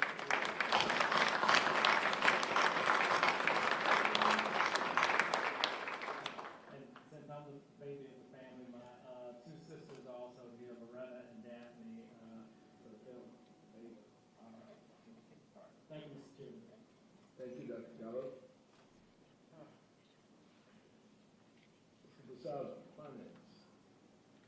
We have 7 items on the Finance Committee agenda. 6 are consent items, and 1 is a discussion item. Mr. Eddie Mesh will provide a brief overview. Thank you, Mr. Fasad. J1 is Grambling State University's request for approval to modify the student insurance fee and existing university assessed fee to support the University Health Center. Grambling is requesting permission to modify use of the accident injury insurance fee and existing university fee. The fee was established in 2005 and was implemented to provide student health insurance. The fee is $18 per full-time student each fall of the spring semester and $8 per student during the summer. This fee generates approximately $220,000 on an annual basis. With the recent low utilization of the accidental insurance plan, along with its limited coverage, Grambling can better serve and provide additional services to students by redirecting existing fee to the University Assessed Health Center fee. The Health Center offers immediate care, medical advice, health counseling, assessment and treatment of maladies, referrals, and wellness education with nurses and nurse practitioners. The cost of providing adequate service to students at the Health Center has increased significantly in the past years. The fee modification does not change the cost of attendance and will increase the services offered to students. Grambling will continue to have the lowest tuition fees in the University of Louisiana system. J2, Grambling State University's request for approval of an amendment to the lease agreement for the Year 6 extension for the university's food service operations facilities with Sodexo Matching LLC. The modifications in the amendment include adjustments in the dining hall retail hours of operation, a semester annual mandatory board day reduction, commuter plan modifications, modifications and deletion of retail operations, establishment of a daily usage audit, modification of minimum specified meal menus, and adjustment to holiday and non-academic hours and meetings. Item J3 is Louisiana Tech University's request for approval of an amendment to the current food service lease agreement with Aramark. Louisiana Tech is seeking approval to amend to an amendment to the current food service lease agreement with Aramark. The university renegotiated the terms of the current food service agreement with Aramark to provide an additional $75,000 annual payment to the university, recognizing the recent increase in enrollment, students living on campus, and meal plans. J4, Miami State University request for approval to charge certain contract tuition fee rates for its Teach for Impact Postbaccalaureate initial certification programs. Local, state, and national challenges persist in recruiting in the field of education professions. This proposal is intended to directly address the challenge of financial cost barriers for prospective candidates entering the Miami Teach for Impact Postbaccalaureate initial certification programs. Miami's current cost of postbaccalaureate initial certification program is $12,000. Non-IHE postbaccalaureate initial certification programs offered in Louisiana cost as low as $4,500. Addressing the challenge of financial cost barriers and becoming more marketable within the postbaccalaureate initial certification program offerings within Louisiana can be achieved by expanding the Teach for Impact MOU between Miami State University and the Calhoun Parish School Board to all individuals. The approved MOU flat rate cost for the postbaccalaureate initial certification program is $5,400. Based on the success of the Calhoun Parish School Board partnership, Miami's proposing to expand the flat rate price offer to all Teach for Impact postbaccalaureate initial certification program participants regardless of whether they have a district affiliation. The proposed flat fee is $5,400 in university tuition for 33 hours of coursework.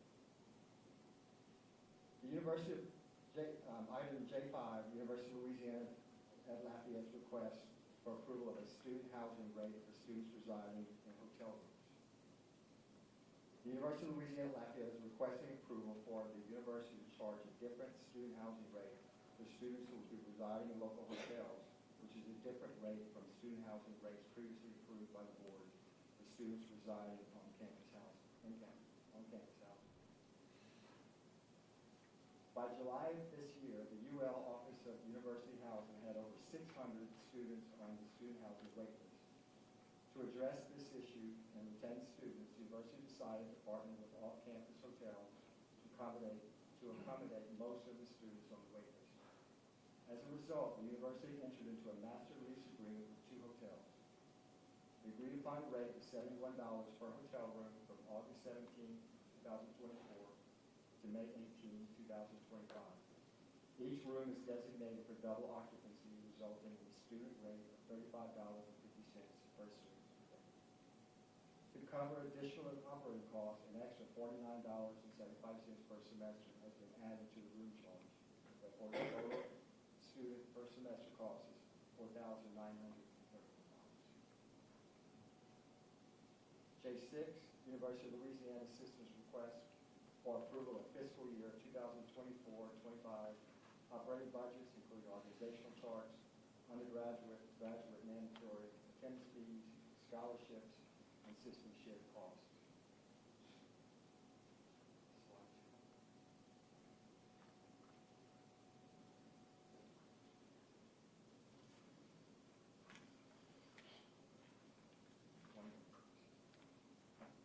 Okay, so annual, as part of the budget process, institutions submit their budget information to the system, including their operating budget revenues and expenditures, mandatory attendance fees, employee information, scholarships, and other information. The system compiles budget information to create the University of Louisiana System's budget summary. This slide shows the system's budget summary, which reflects budgeted revenues and budgeted expenditures. State appropriations include state general funds, statutory dedicated revenues, and non-recurring line item appropriations. state appropriations to the system totals $326 million, which is a decrease of $24 million from last year. The decrease is mostly a result of decreases in non-recurring line item appropriations. Notable non-recurring appropriations to the system for 2025 include $6 million in state general funds to Nicholls and $1.2 million to UL Systems Institutions, $9 million to UL System Institutions for the Louisiana Rescue Plan Fund, including $4 million for ULM. In addition, Louisiana Tech was appropriated $3.6 million from the higher ed campus revitalization. In addition to funds for 25, Act 776 appropriated $11.4 million to the system campuses for fiscal year 2024. This increased the original 2024 budget approved by the board last year. The U.S. system is grateful to the governor and the legislature for these additional funds, which are really needed by institutions. Self-generated revenues decreased by $10 million. This was a decrease in revenue authority that the system did not use. In other expenditures, budget allocations for expenditures decreased by $33 million or 3.3% from last year. Most of this decrease was attributable to reductions of expenditure of non-recurring state revenue.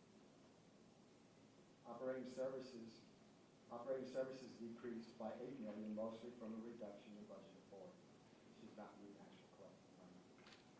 Other charges decreased by $27 million.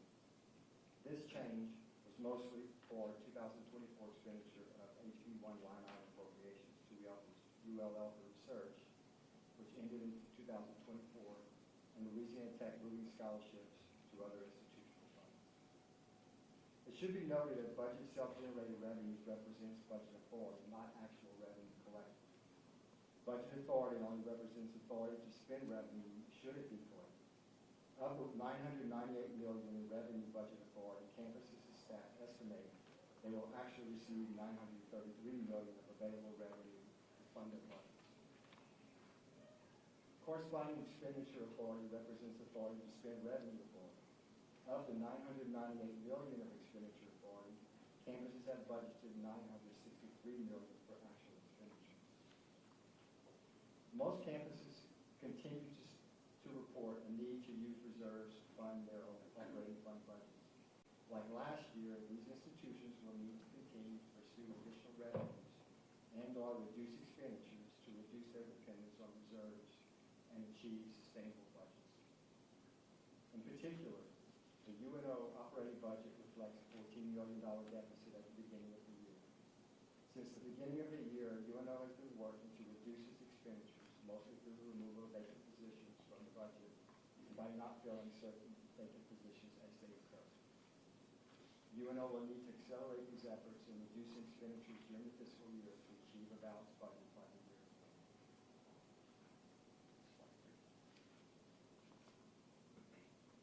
As a percentage of budgeted revenue, self-generated revenue and state funds remain relatively constant from 24 at 67% and 33% respectively. Slide. The total revenue has decreased by $34 million from $1.03 billion to $998 million, mostly from one-time state appropriation increases.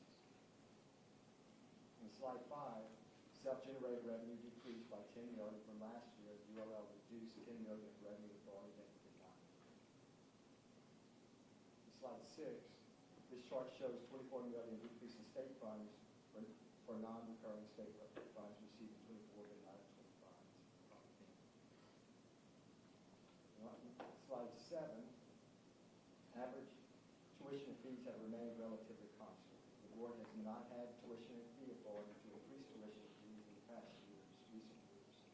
With the passage of Act 79, the board now has authority to increase tuition and fees.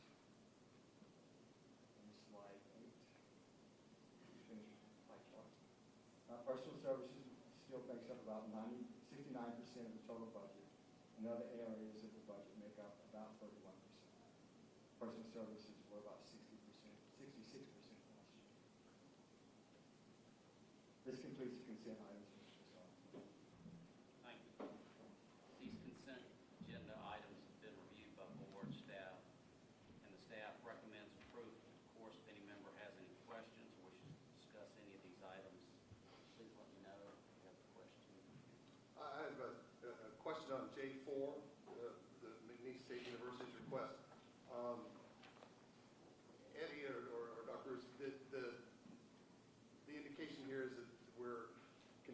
expanding this program because of the success and the numbers. Do we have any idea of what we're anticipating or expecting with this expansion?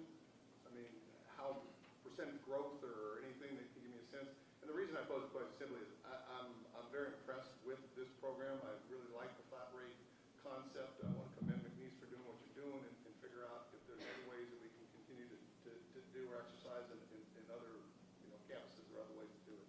Right, so you're absolutely correct, we're expanding it because of the success. Once the price gets out there, we don't have a real number in terms of what we anticipate that I can be very confident in, but I can tell you it's going to be significantly higher because they're just pretty good teachers, and we're getting it done this way.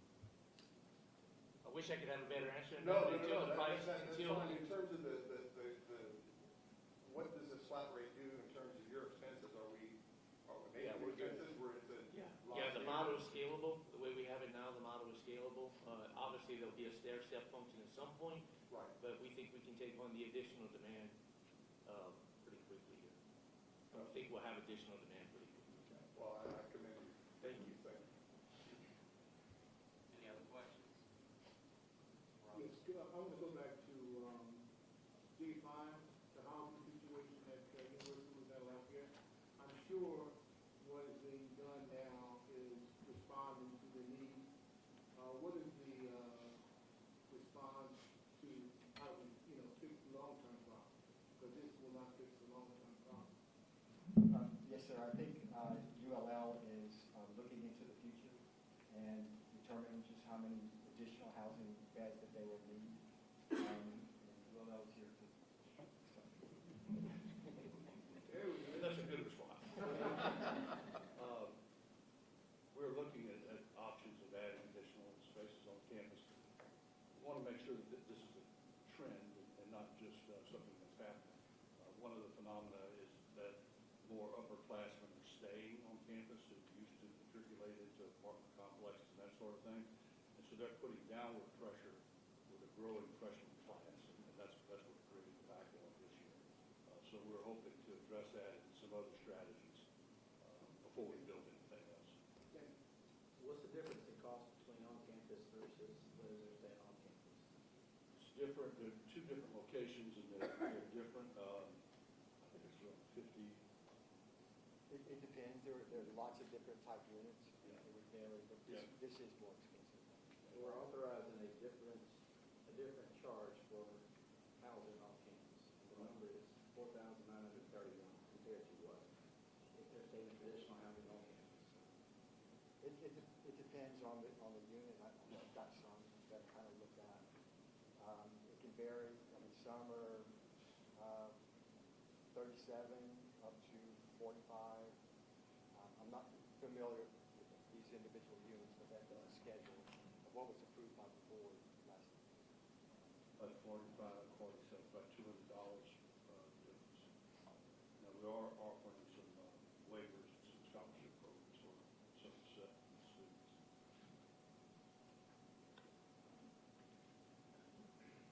Any other questions? Any questions or comments from the public? No other questions. Discussion. We'll have someone make a motion to approve. Moved by Dr. Noble, is second. Here. All in favor? Aye. Opposed? Motion carries. Move to the finance. From finance to, we have another discussion, right? Okay. We do have some other business. Mr. Eddie Mesh will update the board on PPM updates. So we'll skip J7. Can't follow the plan. Okay, J7, if you'll give us a brief discussion on this item.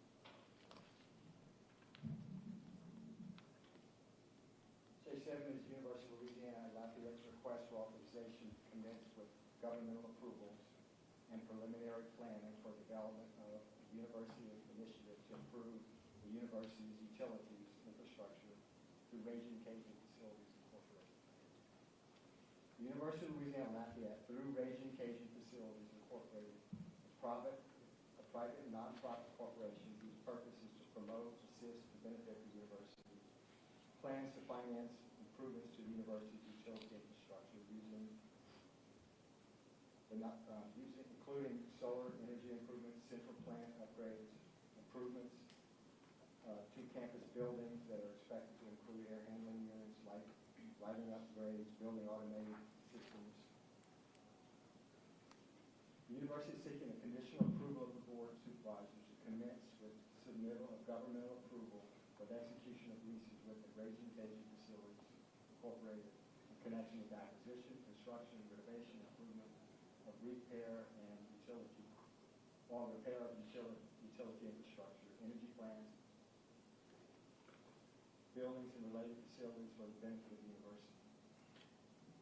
A request for final approval of the leases to Raging Cajun Facilities will take place at a later meeting of the Board of Supervisors.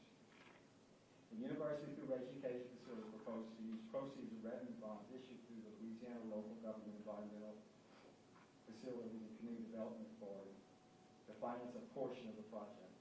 The total principal amount of the bonds is expected not to exceed $180 million, which would be sufficient to pay the project costs, fund necessary reserve funds, and capitalize interest, and pay the cost of issuance of the bonds. The net interest of the transaction is expected to be approximately 4.9%. The land where the project would be constructed would be leased to the Raging Cajun Facilities by the Board, acting on behalf of the university, pursuant to the ground and buildings lease agreement for ground lease.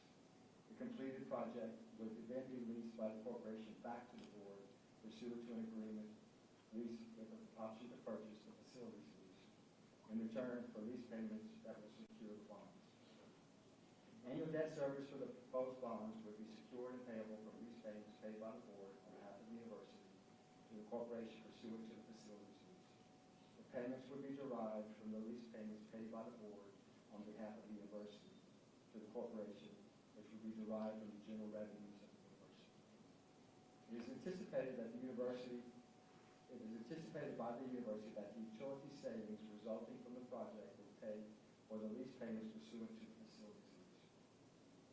The Board and the university have not and will not pledge the full faith and credit of the state appropriated funds to make any debt service payments on the bonds. The university's land and property will not be used as security for the bonds. Representatives of ULL are here to tell the Board on that question.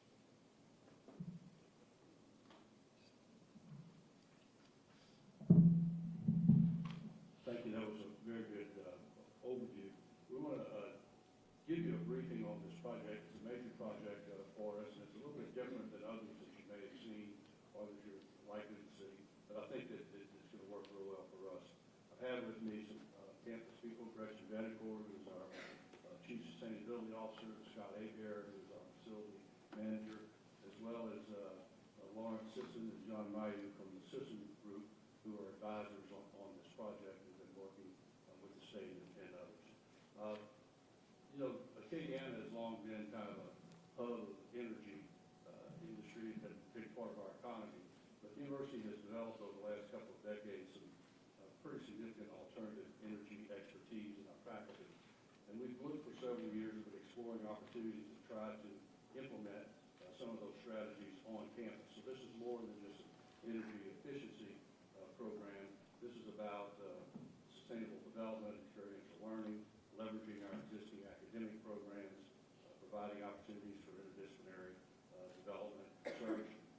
It will also result in significant upgrades of our infrastructure on campus, which will allow us to address deferred maintenance, provide for some future growth, and I guess as significantly, it will lower our operating costs and create a revenue stream for us. So I'm going to turn it over to these people. Our primary partner will be EP Bro Electrical. EP Bro has been in Lafayette for generations. We've done dozens of projects with them. We have a very high confidence level with them. They are a wholly owned subsidiary of Bernard LLC, but they're headquartered in Lafayette throughout the area. We turn it over, I guess, to Scott. Here's next. And the information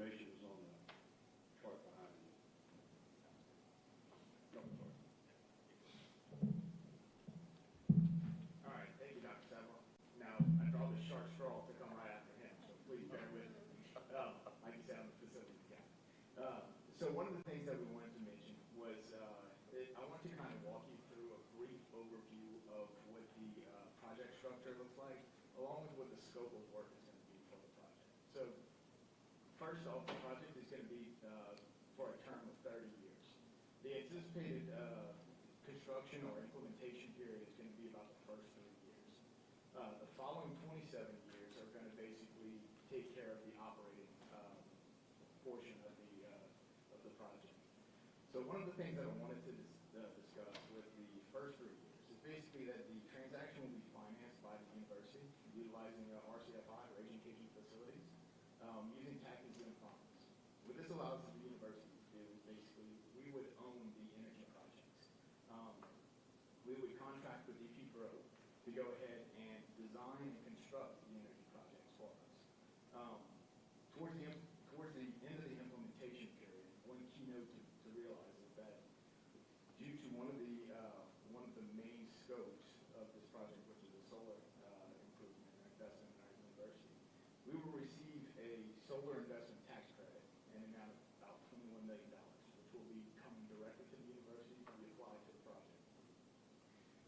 In the operations phase, basically what's going to occur is that we're going to assign some of our energy assets, mostly primarily our chilled water system, to EP Pro to operate for us, maintain and operate for us.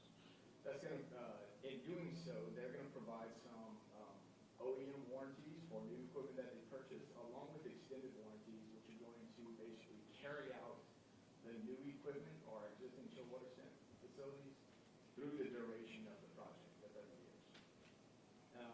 In addition, EP Pro is going to guarantee at least 90% of the unit energy savings that they are projecting. UL and RCFI, again, like I mentioned, is going to own all of the assets. It's all UL property. One of the big key factors here that I really want to stress is that this transaction, the way it was designed for savings for the university, which means that it's going to go directly to offset some of the university's operating budget. There's going to be more discussions on that later in this presentation by Lawrence and John, but I just wanted to really hit that right now as a big ticket item that we're looking for. Next slide. You go ahead. Okay. So on the next slide, this is kind of touching into the scope of what we're going to be doing with this project. There's about, I think it was 5 key buckets that we're going to accomplish. And they're broken down basically into three sections. The first one is the chilled water loops, which is our energy assets. What you're seeing on the screen right now in the red, yellow, and green is the 3 independent chilled water loops that we currently have at our university. What this project is planning to do, first off, is to interconnect all 3 of those loops. Doing so would allow our efficiency to increase for the chilled water process. It would help reduce some of the operating costs because you can run some chillers in high demand areas and not run some chillers in low demand areas during the day. It would also help increase our reliability because we would gain some redundancy that we currently don't have on certain chilled water loops. For instance, the red loop right now is starved. It doesn't have enough chillers. However, the green loop has excess chillers for that area. So by combining the two, we now create excess for both the red, yellow, and green areas. The other section, the second keynote on the chilled water improvements that we're going to be making is basically upgrading our existing chilled water pumps, which is going to create, the reason we're doing so is we're going to switch from a direct drive motor, which is a constant on at 100% open or a constant off, to a variable speed motor. What that's going to allow us to do is, again, throttle up the pumps and the chilled water to the system in times of peak need. And when the need reduces, you're able to reduce that volume of water, thereby saving energy on your water usage. You're saving time on your equipment. It's not running quite as long. You're reducing the cost to your system because you're not having to run the pumps 100% open. You're increasing the lifetime of those pumps because, again, they're not working 100% all the time. And you're helping reduce some of our capital improvements and our deferred maintenance needs because since they're not running as long, they're not going to break down as often. So this seems like a really good way to kind of achieve what we were after, which is to better improve our chilled water systems.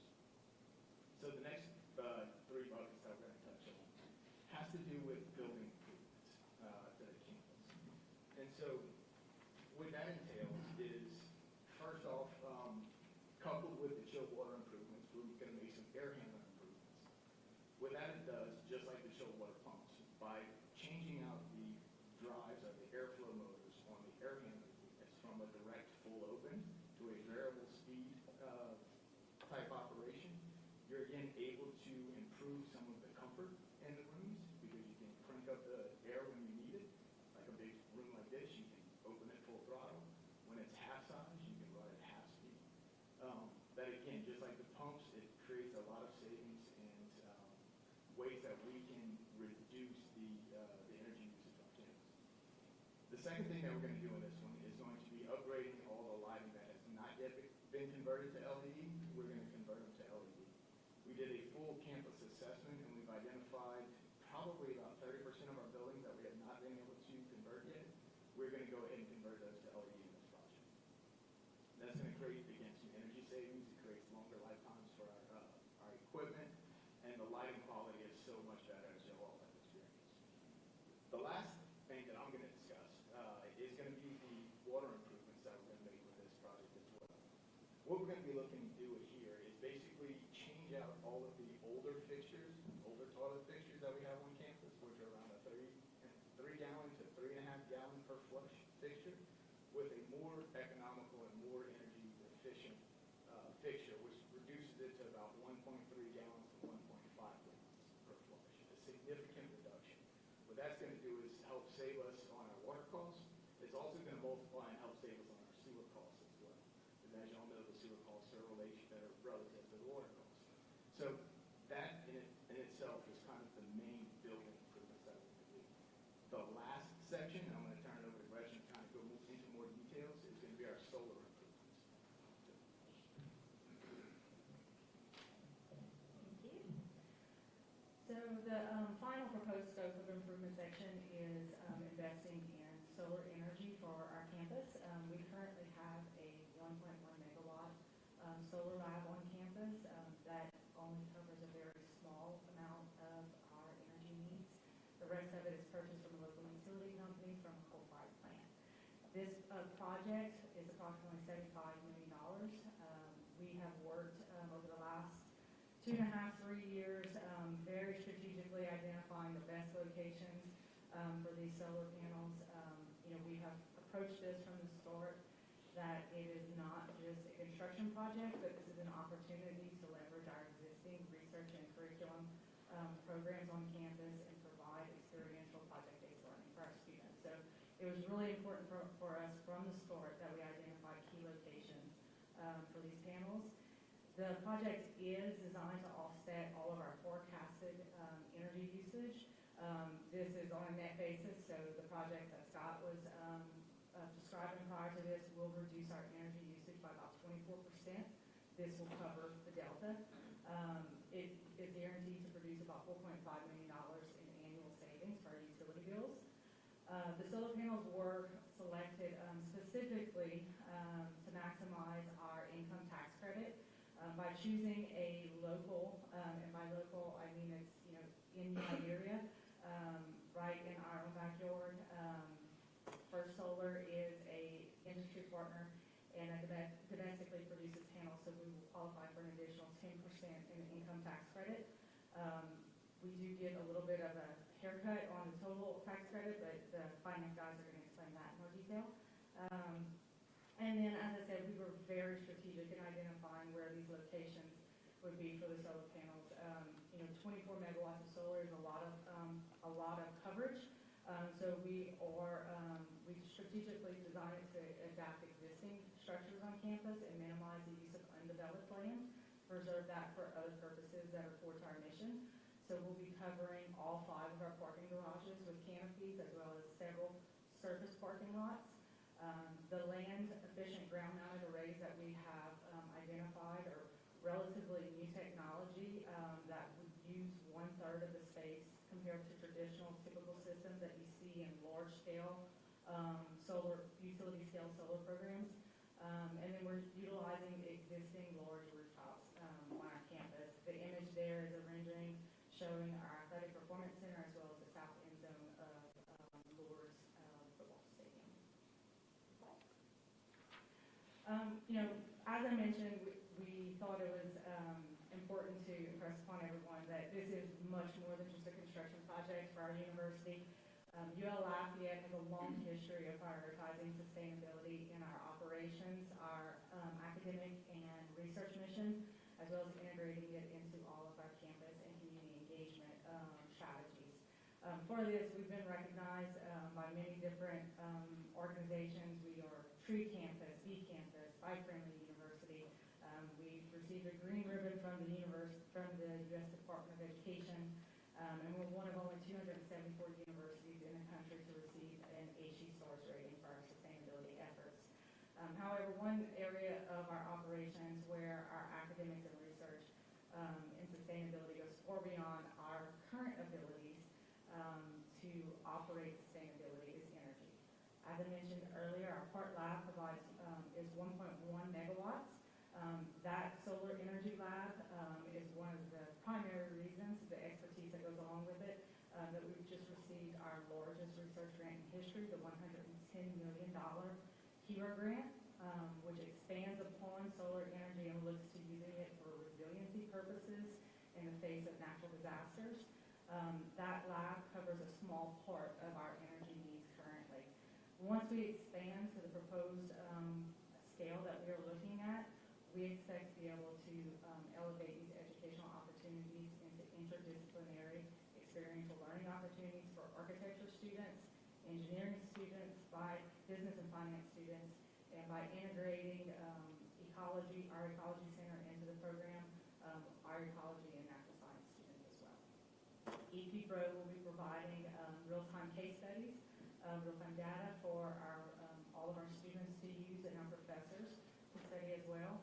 We also believe that this will support future development of other sustainability-related and business-related academic programs. While this supports all of our academic and research needs, it does do a great deal for what we aim to do in terms of making our campus operations more sustainable. As I said, this is sort of that one thing that we really have little control over at this point, where we get our energy from and the cost of it. This project allows us to both conserve energy as well as secure sustainable renewable energy, leading to this project will estimate it's estimated to offset all of our electrical consumption. This results in a dramatic reduction in our carbon footprint, eliminating scope 2 GHG emissions. It helps us to draw strategic partnerships to diversify our energy economy in Louisiana. EVPRO is committed to providing internships and career opportunities for all of our students.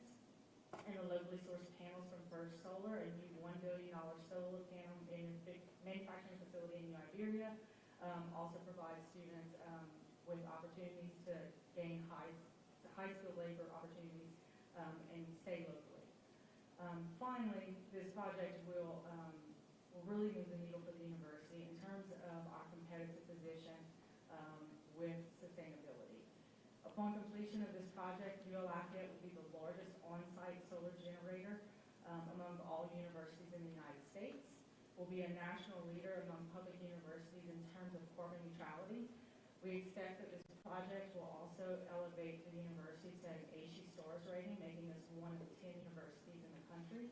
And we know from our students and from all the studies that sustainability is becoming increasingly important to the students who are enrolling in our campus. Now I'm going to pass it over to our financial consultants. I was told, very early on when we were looking at this project, sustainability is good. It's something that we care about, but unless it pencils out, we can't move forward with it. I think we have a very, very compelling case that demonstrates that the economic value of this project is just as important and impressive as the environmental one.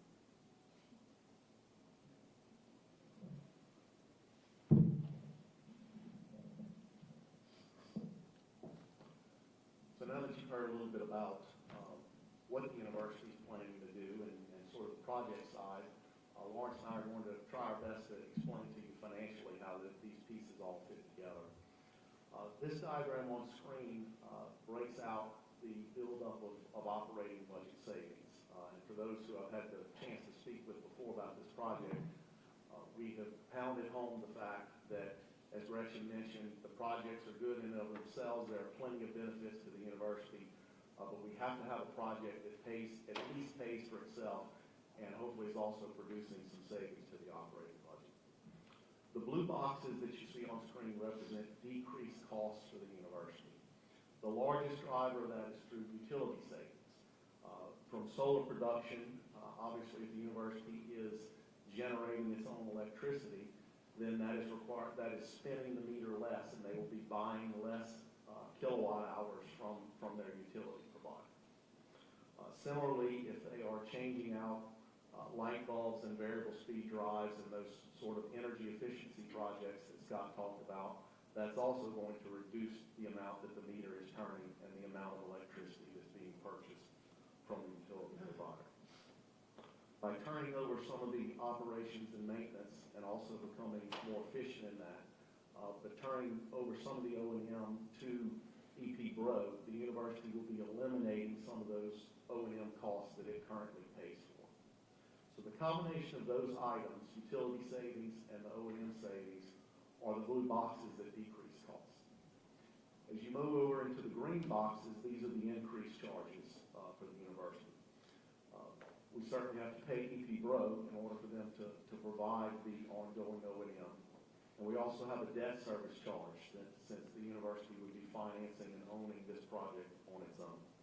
When you net those increased costs against the decrease in costs, you end up with operating budget savings. And that's the minimum threshold for this project, is to at least achieve break even in each year.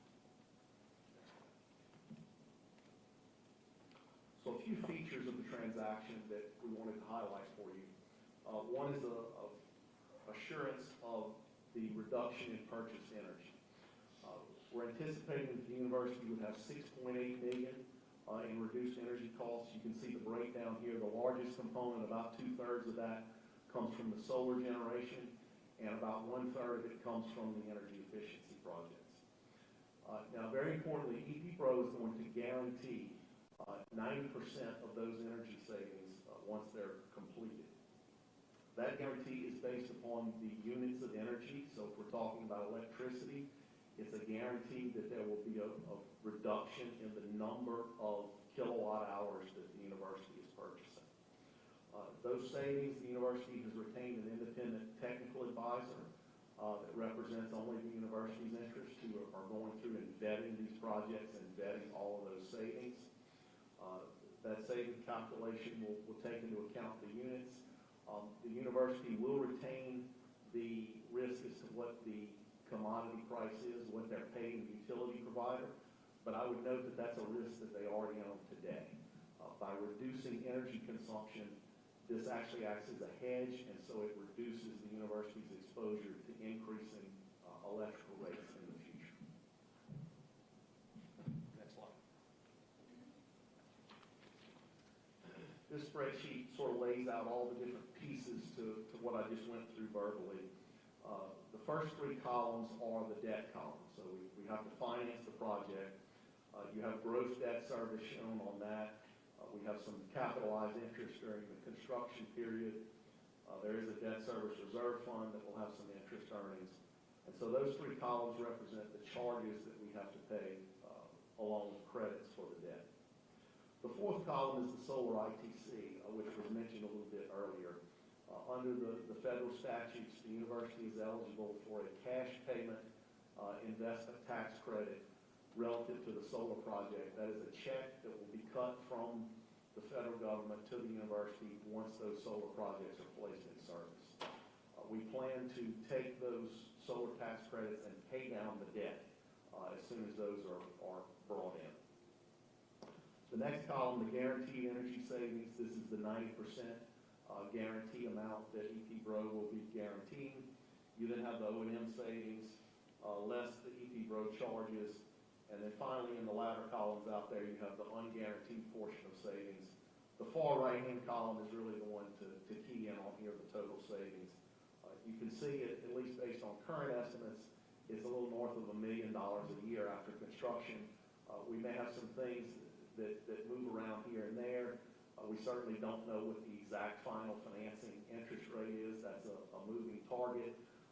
But we are definitely committed to at least a break even in each year, and it's estimated currently to be significantly better for the university than break even. Next slide.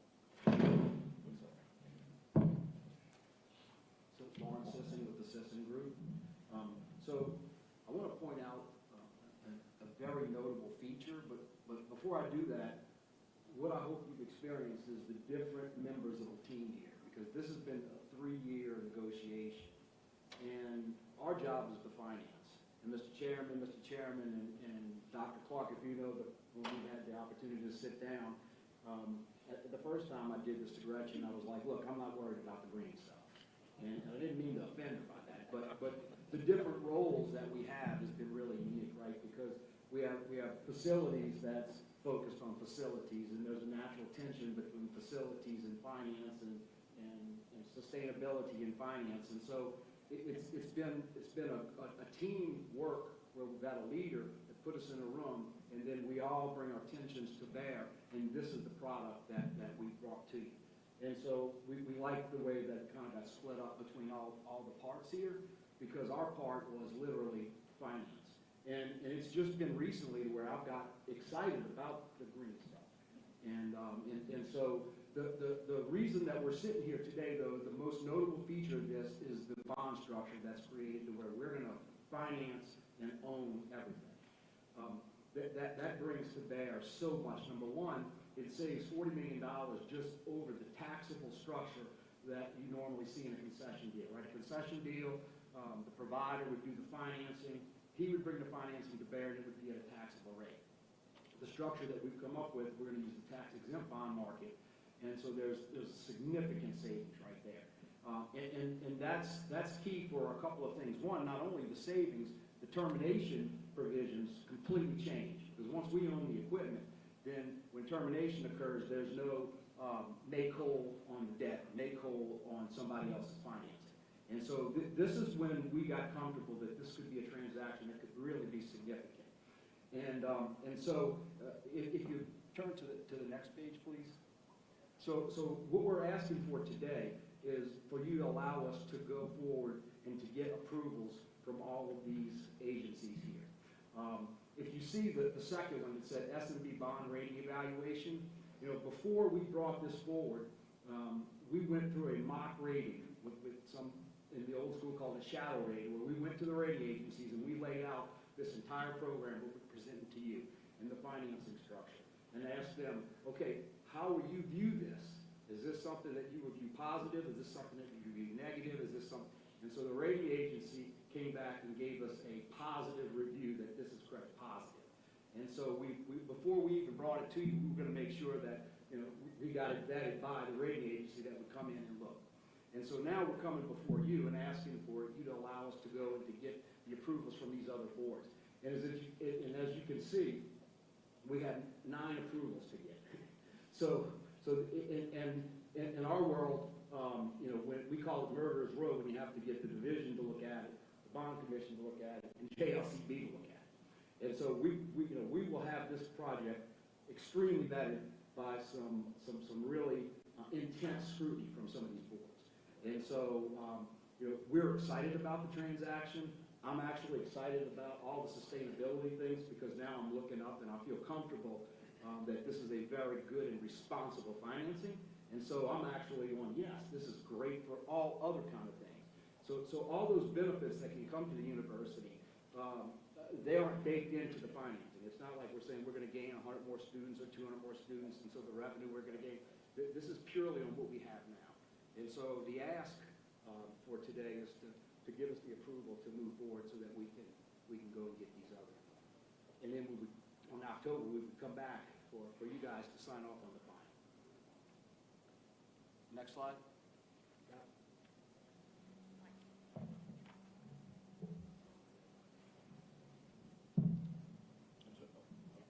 That's about it. I'm not going to repeat all the things we've said before, but there are multiple values to this project. So subject to any questions,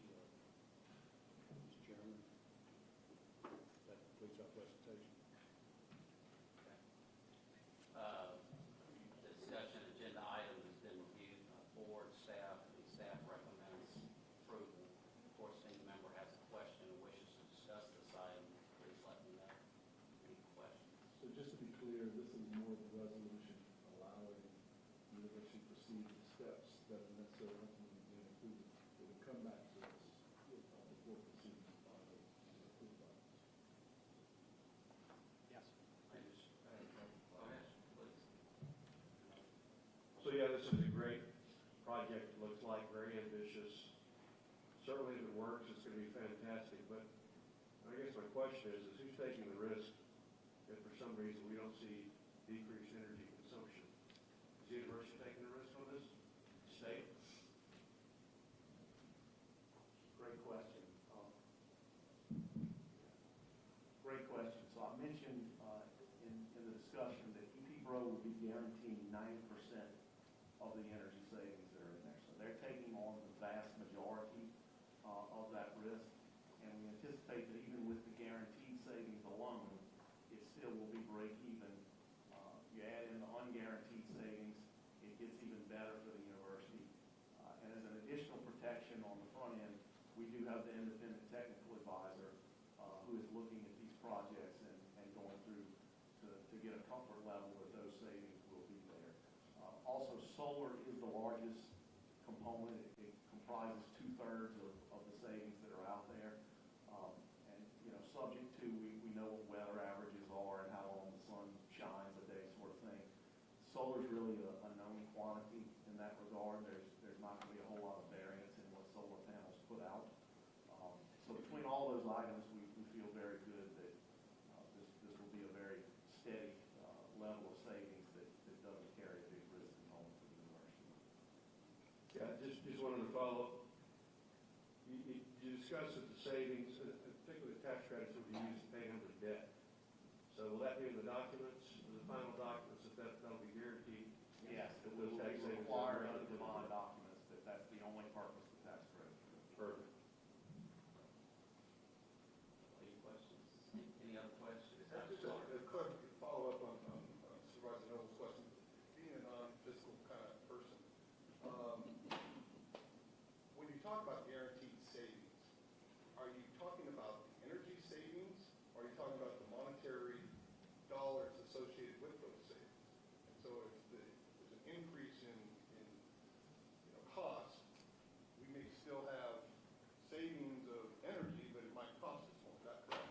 Am I understanding this correctly? Right. So what EP-Bro is guaranteeing is the unit energy savings. They're guaranteeing that if they say the project's going to save 100 kilowatt hours, they would guarantee 90% of that, or 90 kilowatt hours reduction. The university retains the risk for the next 30 years of what, in this case, Lafayette Utility System may charge them in 20 years from now for electricity. But as I mentioned, that's a risk they already have. If we're using more energy by not doing this project, and LUS's rates go up more than we think they might, you're going to be paying more under the status quo than you expect to pay anyway.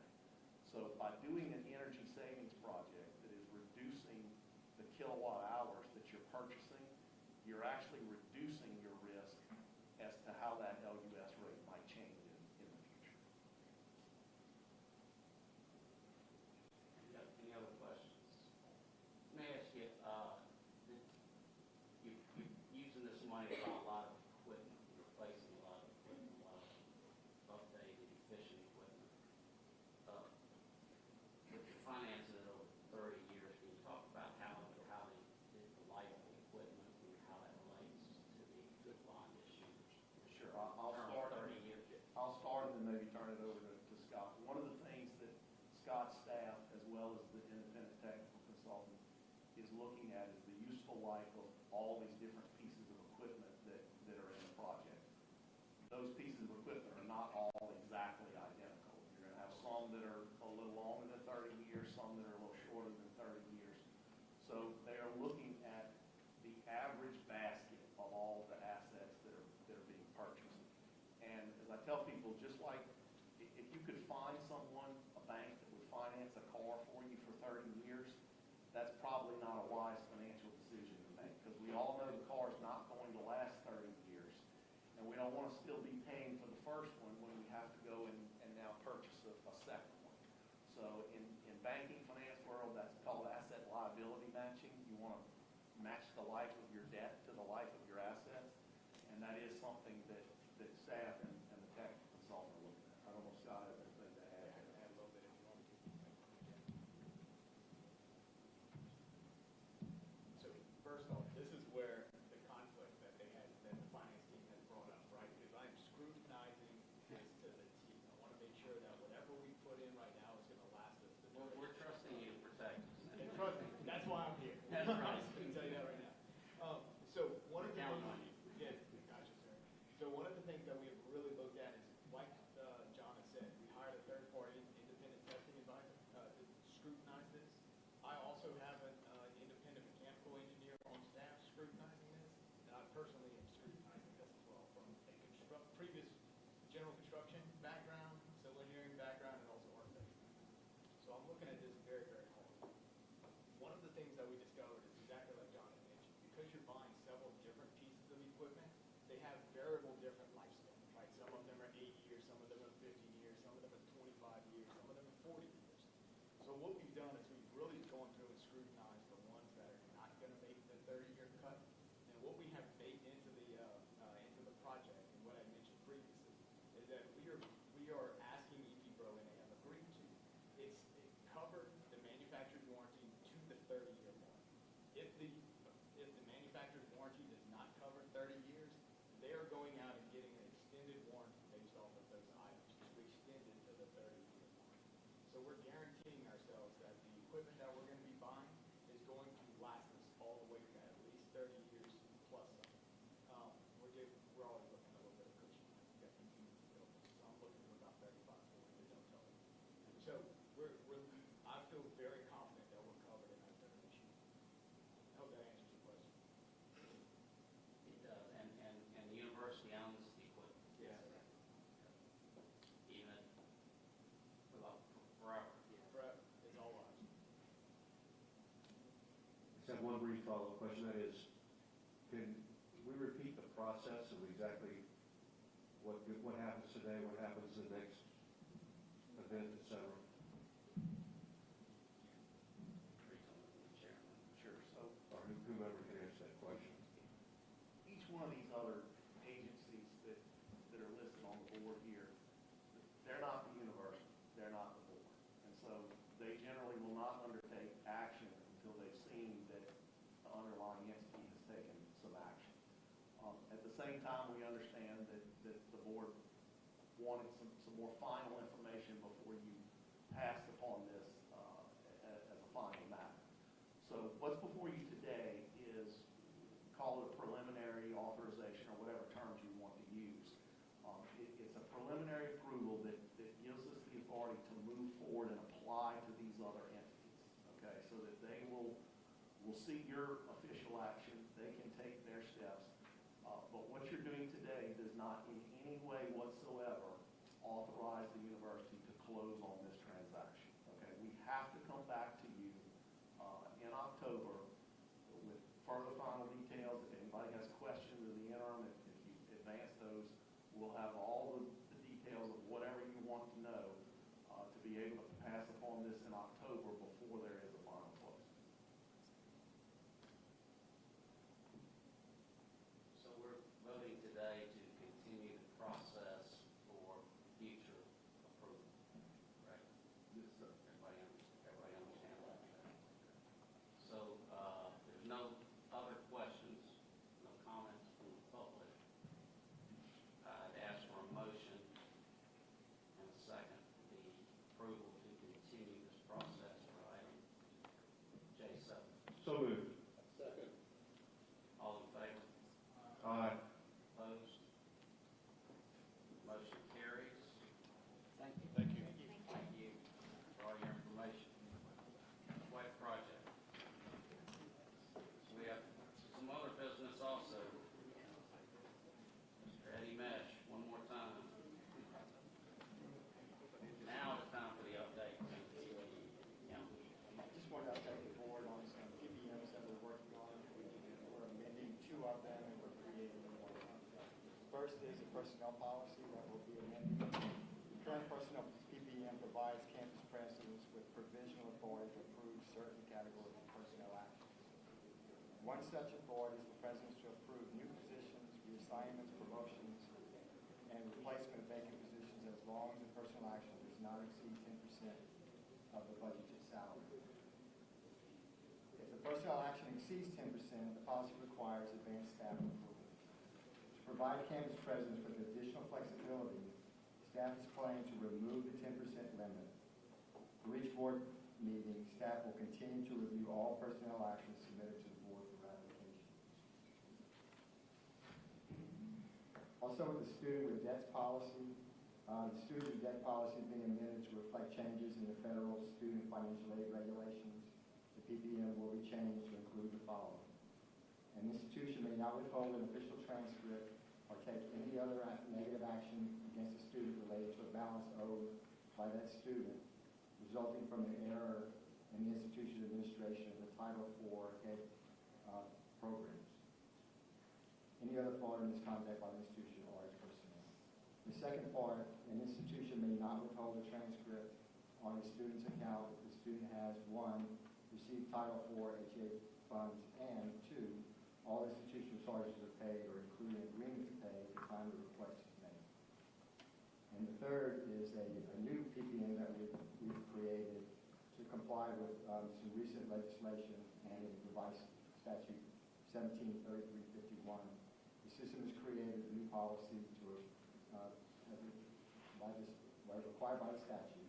The statute requires payments to cover or a waiver of any mandatory fee imposed except for tuition to be included in a compensation package for each graduate student serving as a teaching assistant, research assistant, or curatorial assistant. This completes my update, Mr. Masson. Do you want to confirm the agenda item that is? It's not an agenda item, it's other business. And it's just to inform the board, there's no vote. Okay, thank you. All right. Any other business at this time? Being none, this concludes the meeting of the Finance Committee. Next meeting, personnel. And going forward, we have Mr. Davidson to handle personnel. We have 8 items on the Personnel Committee agenda today that are being presented on the consent agenda. Ms. Keisha Neal is going to provide an overview of today's items. Thank you, Mr. Davidson. Good afternoon, Chair Romero, President Gallo, and board members. K1, Grambling State University's request for approval to appoint Dr. Obadiah Simmons, Jr. as interim dean of the College of Education effective May 1st, 2024. K2, Louisiana Tech University's request for approval to appoint Dr. Davey Norris, Jr. as Senior Vice President of Innovation and Advancement and CEO of Louisiana Tech Foundation, effective July 1st, 2024. K3, McNeese State University's request for approval to appoint Mrs. Megan Ollinger as Dean of Student Support and Advocacy, effective August 1st, 2024. K4, McNeese State University's request for approval to appoint Mrs. Morgan Turpin as Interim Dean of the College of Business, effective July 22nd, 2024. K5, McNeese State University's request for approval to appoint Dr. Thomas H. Shields IV as Interim Dean of the College of Agricultural Sciences, effective July 1st, 2024. K6, University of Louisiana at Lafayette's request for approval to appoint Dr. Lisa Broussard as Dean of the College of Nursing and Health Sciences, effective July 1st, 2024. K7, University of Louisiana at Lafayette's request for approval to continue the appointment of Dr. Paula Montgomery as Interim Dean of the College of Education and Human Development, effective July 1st, 2024. K8, University of New Orleans, request for approval to appoint Mr. Justin McKenzie as Vice President for Information Technology and Chief Information Officer, effective October 1st, 2024. Mr. Davidson, this concludes the items to be considered today. These agenda items have been reviewed by staff and are recommended for approval. Are there any questions or comments from the board? I have a question. Remind me, how does the staff come to the recommendation relative to the salary? Do you compare salary to previous holder of that position?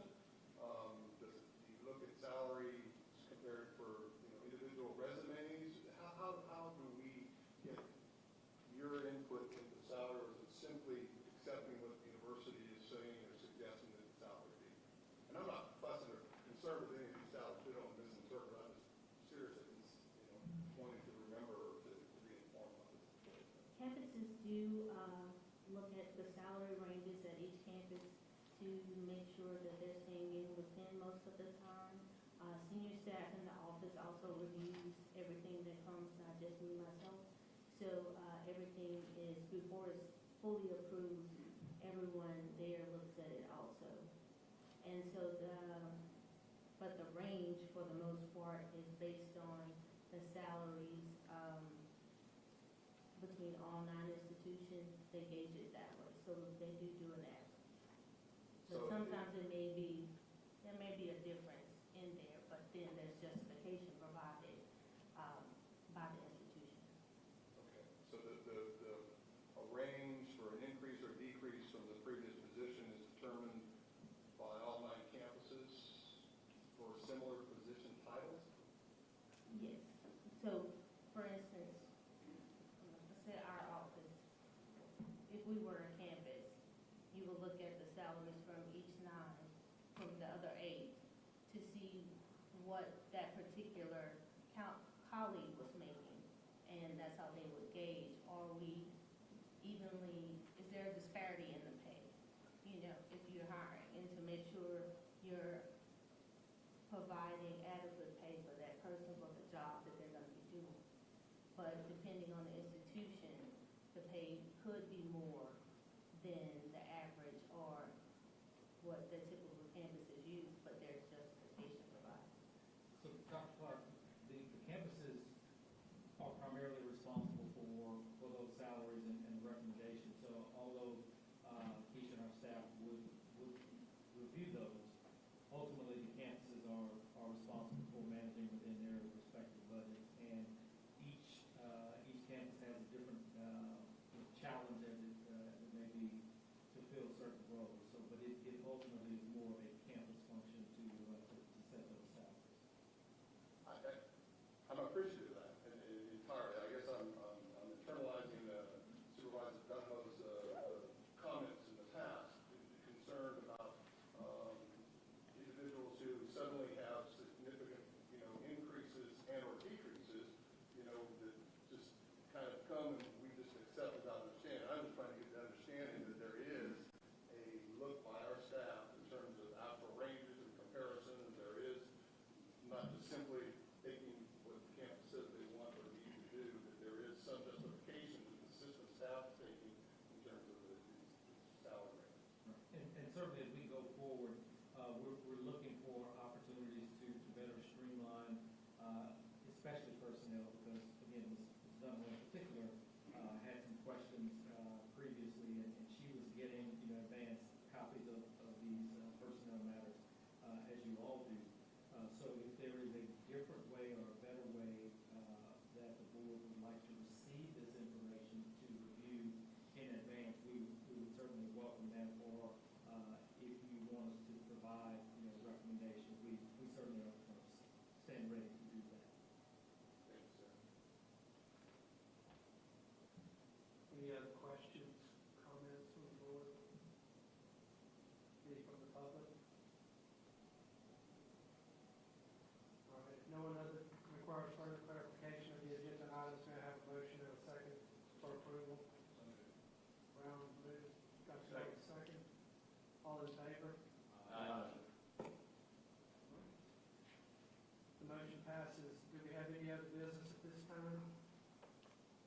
I do think some of those members that are new personnel are here, and maybe we'll introduce and welcome them. Let's start with Grambling, and then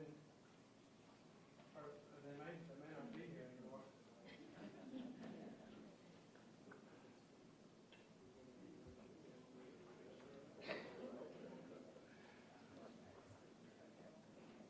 They'll earn that pay by remaining this long.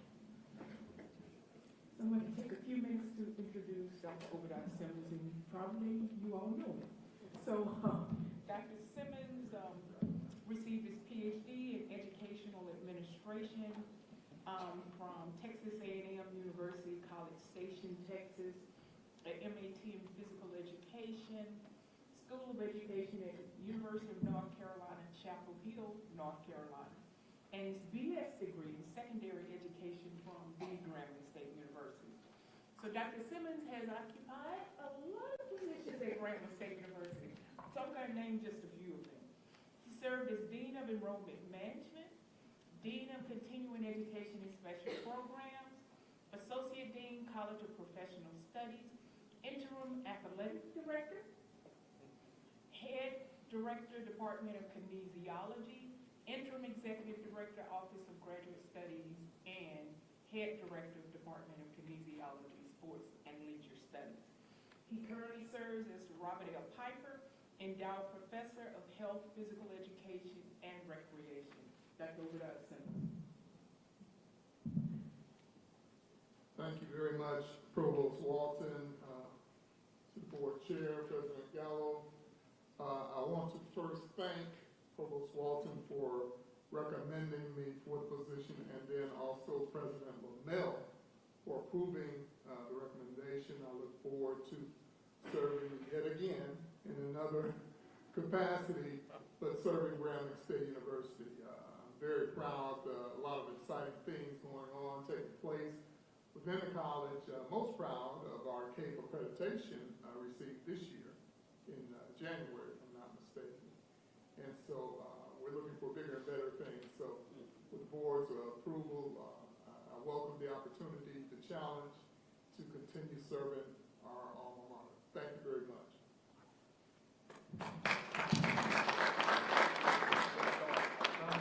Looks like Candy Iceland's here to introduce Dr. Norris.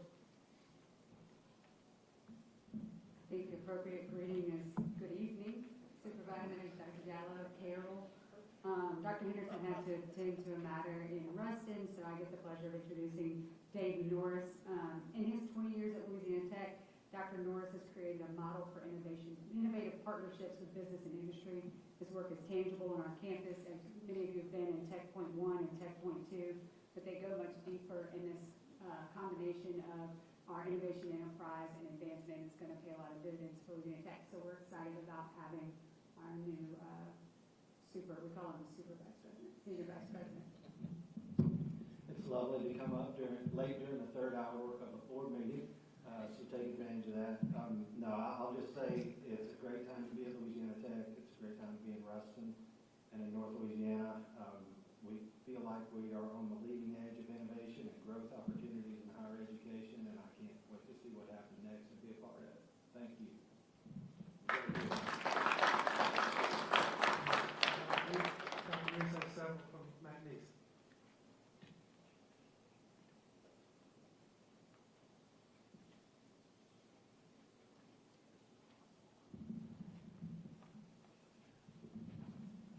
President Gallo, Chairman Romero, members of the board.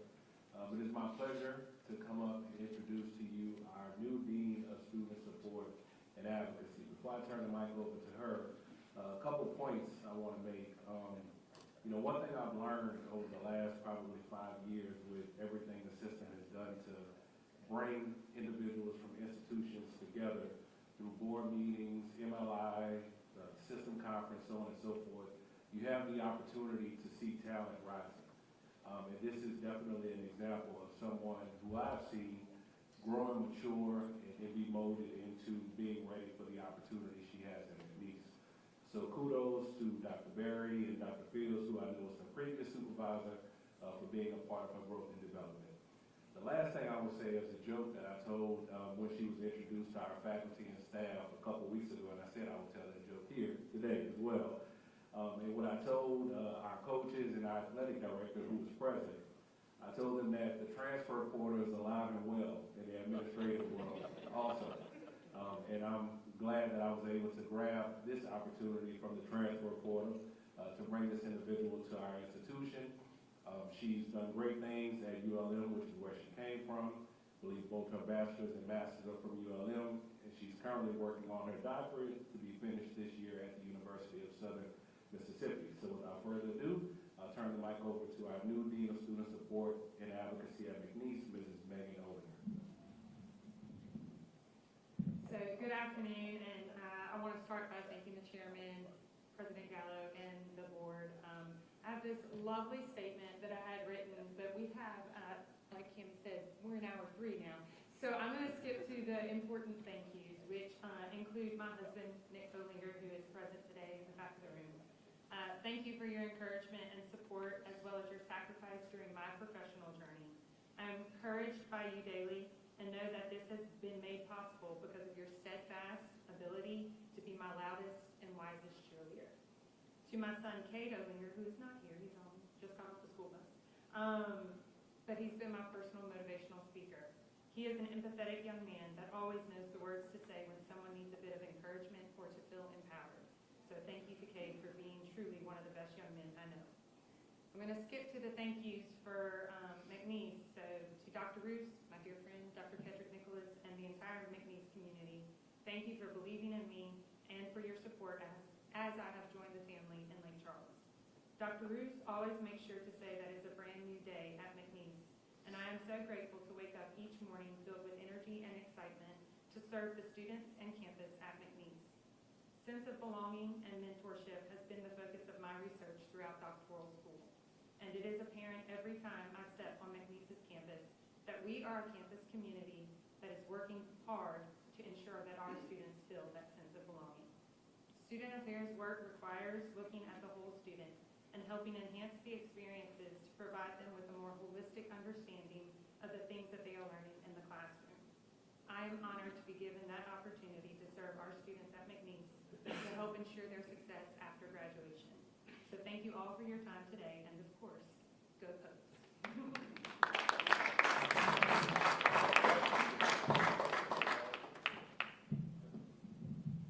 I'm pleased to introduce, as interim dean of our College of Business, Mrs. Megan Turpin. She is nothing short of beloved by our business community in our region, from heavy industry to down to your mom and pop businesses. And this is not by accident. Well over 10 years of developing relationships with her community through her work with our chamber, as well as also to coordinating internships for a university. She has extremely strong support from our business faculty. I say this jokingly, but it made an impression on me. I walked in on one of your meetings this week, and every single faculty member was smiling for a routine meeting. So that made a strong impression on me. So we're very pleased to have her serve as interim dean. Hi, everyone. I want to give you my sincere appreciation. Thank you so much for your support. Thank you to Drew Brown, our student body president. We're so proud of you. It's an honor to serve my university. McNeese is my alma mater. The College of Business is my alma mater. And it's absolutely a joy to be able to represent them. I want to thank Dr. Roos and Dr. Buckles for trusting me and believing in me through your leadership and your vision and your enthusiasm. I'm so excited for the direction of McNeese, and I look forward to our future together. Thank you.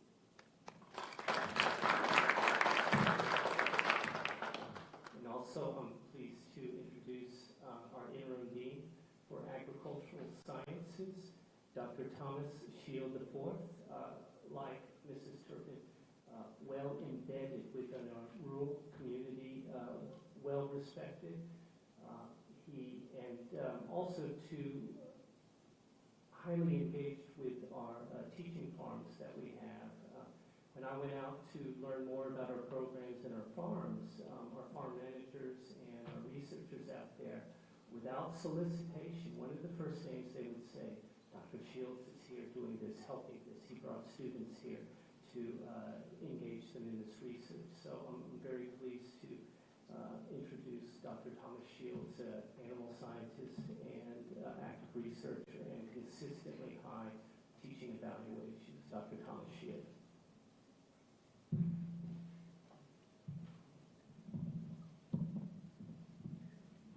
Thank you, Dr. Buckles.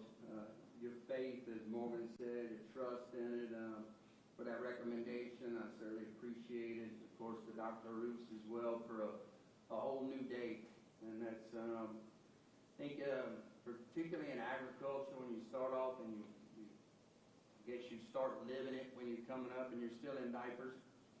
And then going through 4-H and FFA, going through all kinds of entities, and a lot of those connections are not just local, even though I graduated local from there. But a lot of those connections that we have in agriculture are sustaining and far-reaching. And so, of course, with the farms, and once we talk about the processing facility, and then the only rodeo team in the state.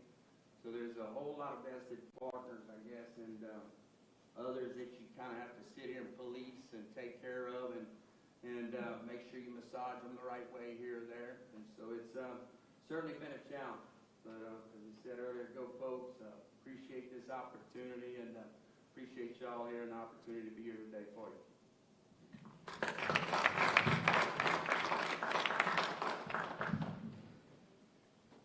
That concludes the business of the Personnel Committee. Thank you, Supervisor Davis, and I would like to just make a comment, noticing through the promotions that were granted today, approved by the board. I see a consistent thread of individuals who receive the thumbprint of the Management Leadership Institute experience, and I want to recognize and thank our colleague for everything she does to help us to top-grade our talent. I believe we're in a better place today with her leadership in that space.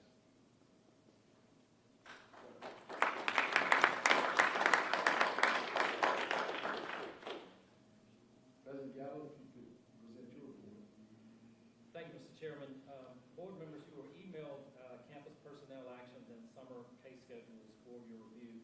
The staff has reviewed all of those requests and recommend approval. Mr. Chairman, we would need a motion and a second and a vote to adopt those. I'll make that motion. Motion by Supervisor Stevens, second by Supervisor Brown. Any questions? All in favor? Aye. Opposed? Motion passes. All right, and I'm for the sake of time, I'm going to skip most of what I would have said today, other than I certainly want to recognize Ms. Tanyetta Jackson, who has joined our team as our operations support specialist, supporting Eddie Mesh and Ms. Keisha in our finance unit. So I wanted to recognize Ms. Tanyetta, if you would stand.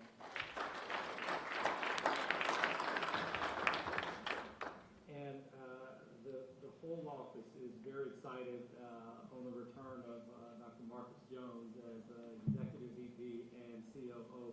We're really glad to have Marcus back. So Marcus, again, welcome back to the system office.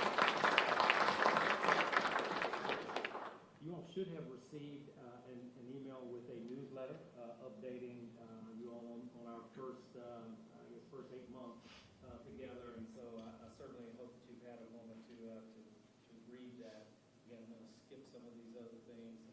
I did want to recognize our presidents. I know President Henderson is gone, but we have a number of new presidents. So for sake of if all of our university campus presidents would stand, so I could recognize those who may still be here.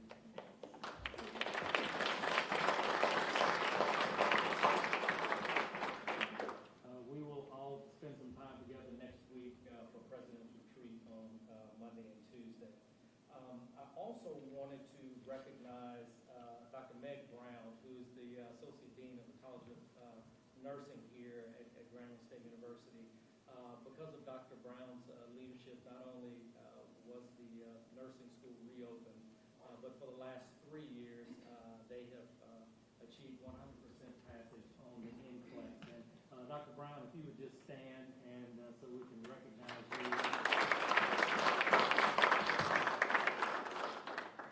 We have upcoming investitures. President Lamel here at Grambling will be, his investiture will be held September 6th. President Genovese at Northwestern's October 25th will be his investiture. We're waiting on the date for President Roos at McNeese, Go Folks. So we'll await that day. The board is going to receive a report regarding the overall status of the Information Security Program and compliance with Graham-Leach-Bliley Act as of June 30th, 2024 for each university. Due to the nature of these discussions, we will need to meet in executive session. Mr. Chairman, we would need a motion and a second to convene an executive session for that purpose. Motion by Supervisor Masada, second by Supervisor Committee. Got it. Please call the roll. Mr. Brown? Yes. Mr. Posada? Yes. Dr. Clark? Yes. Mr. Davidson? Yes. Dr. Noble? Yes.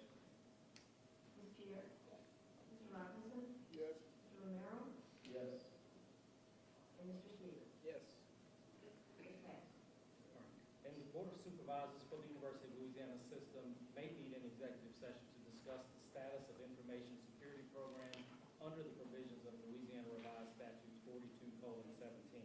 While in executive session, the committee may not make any motions or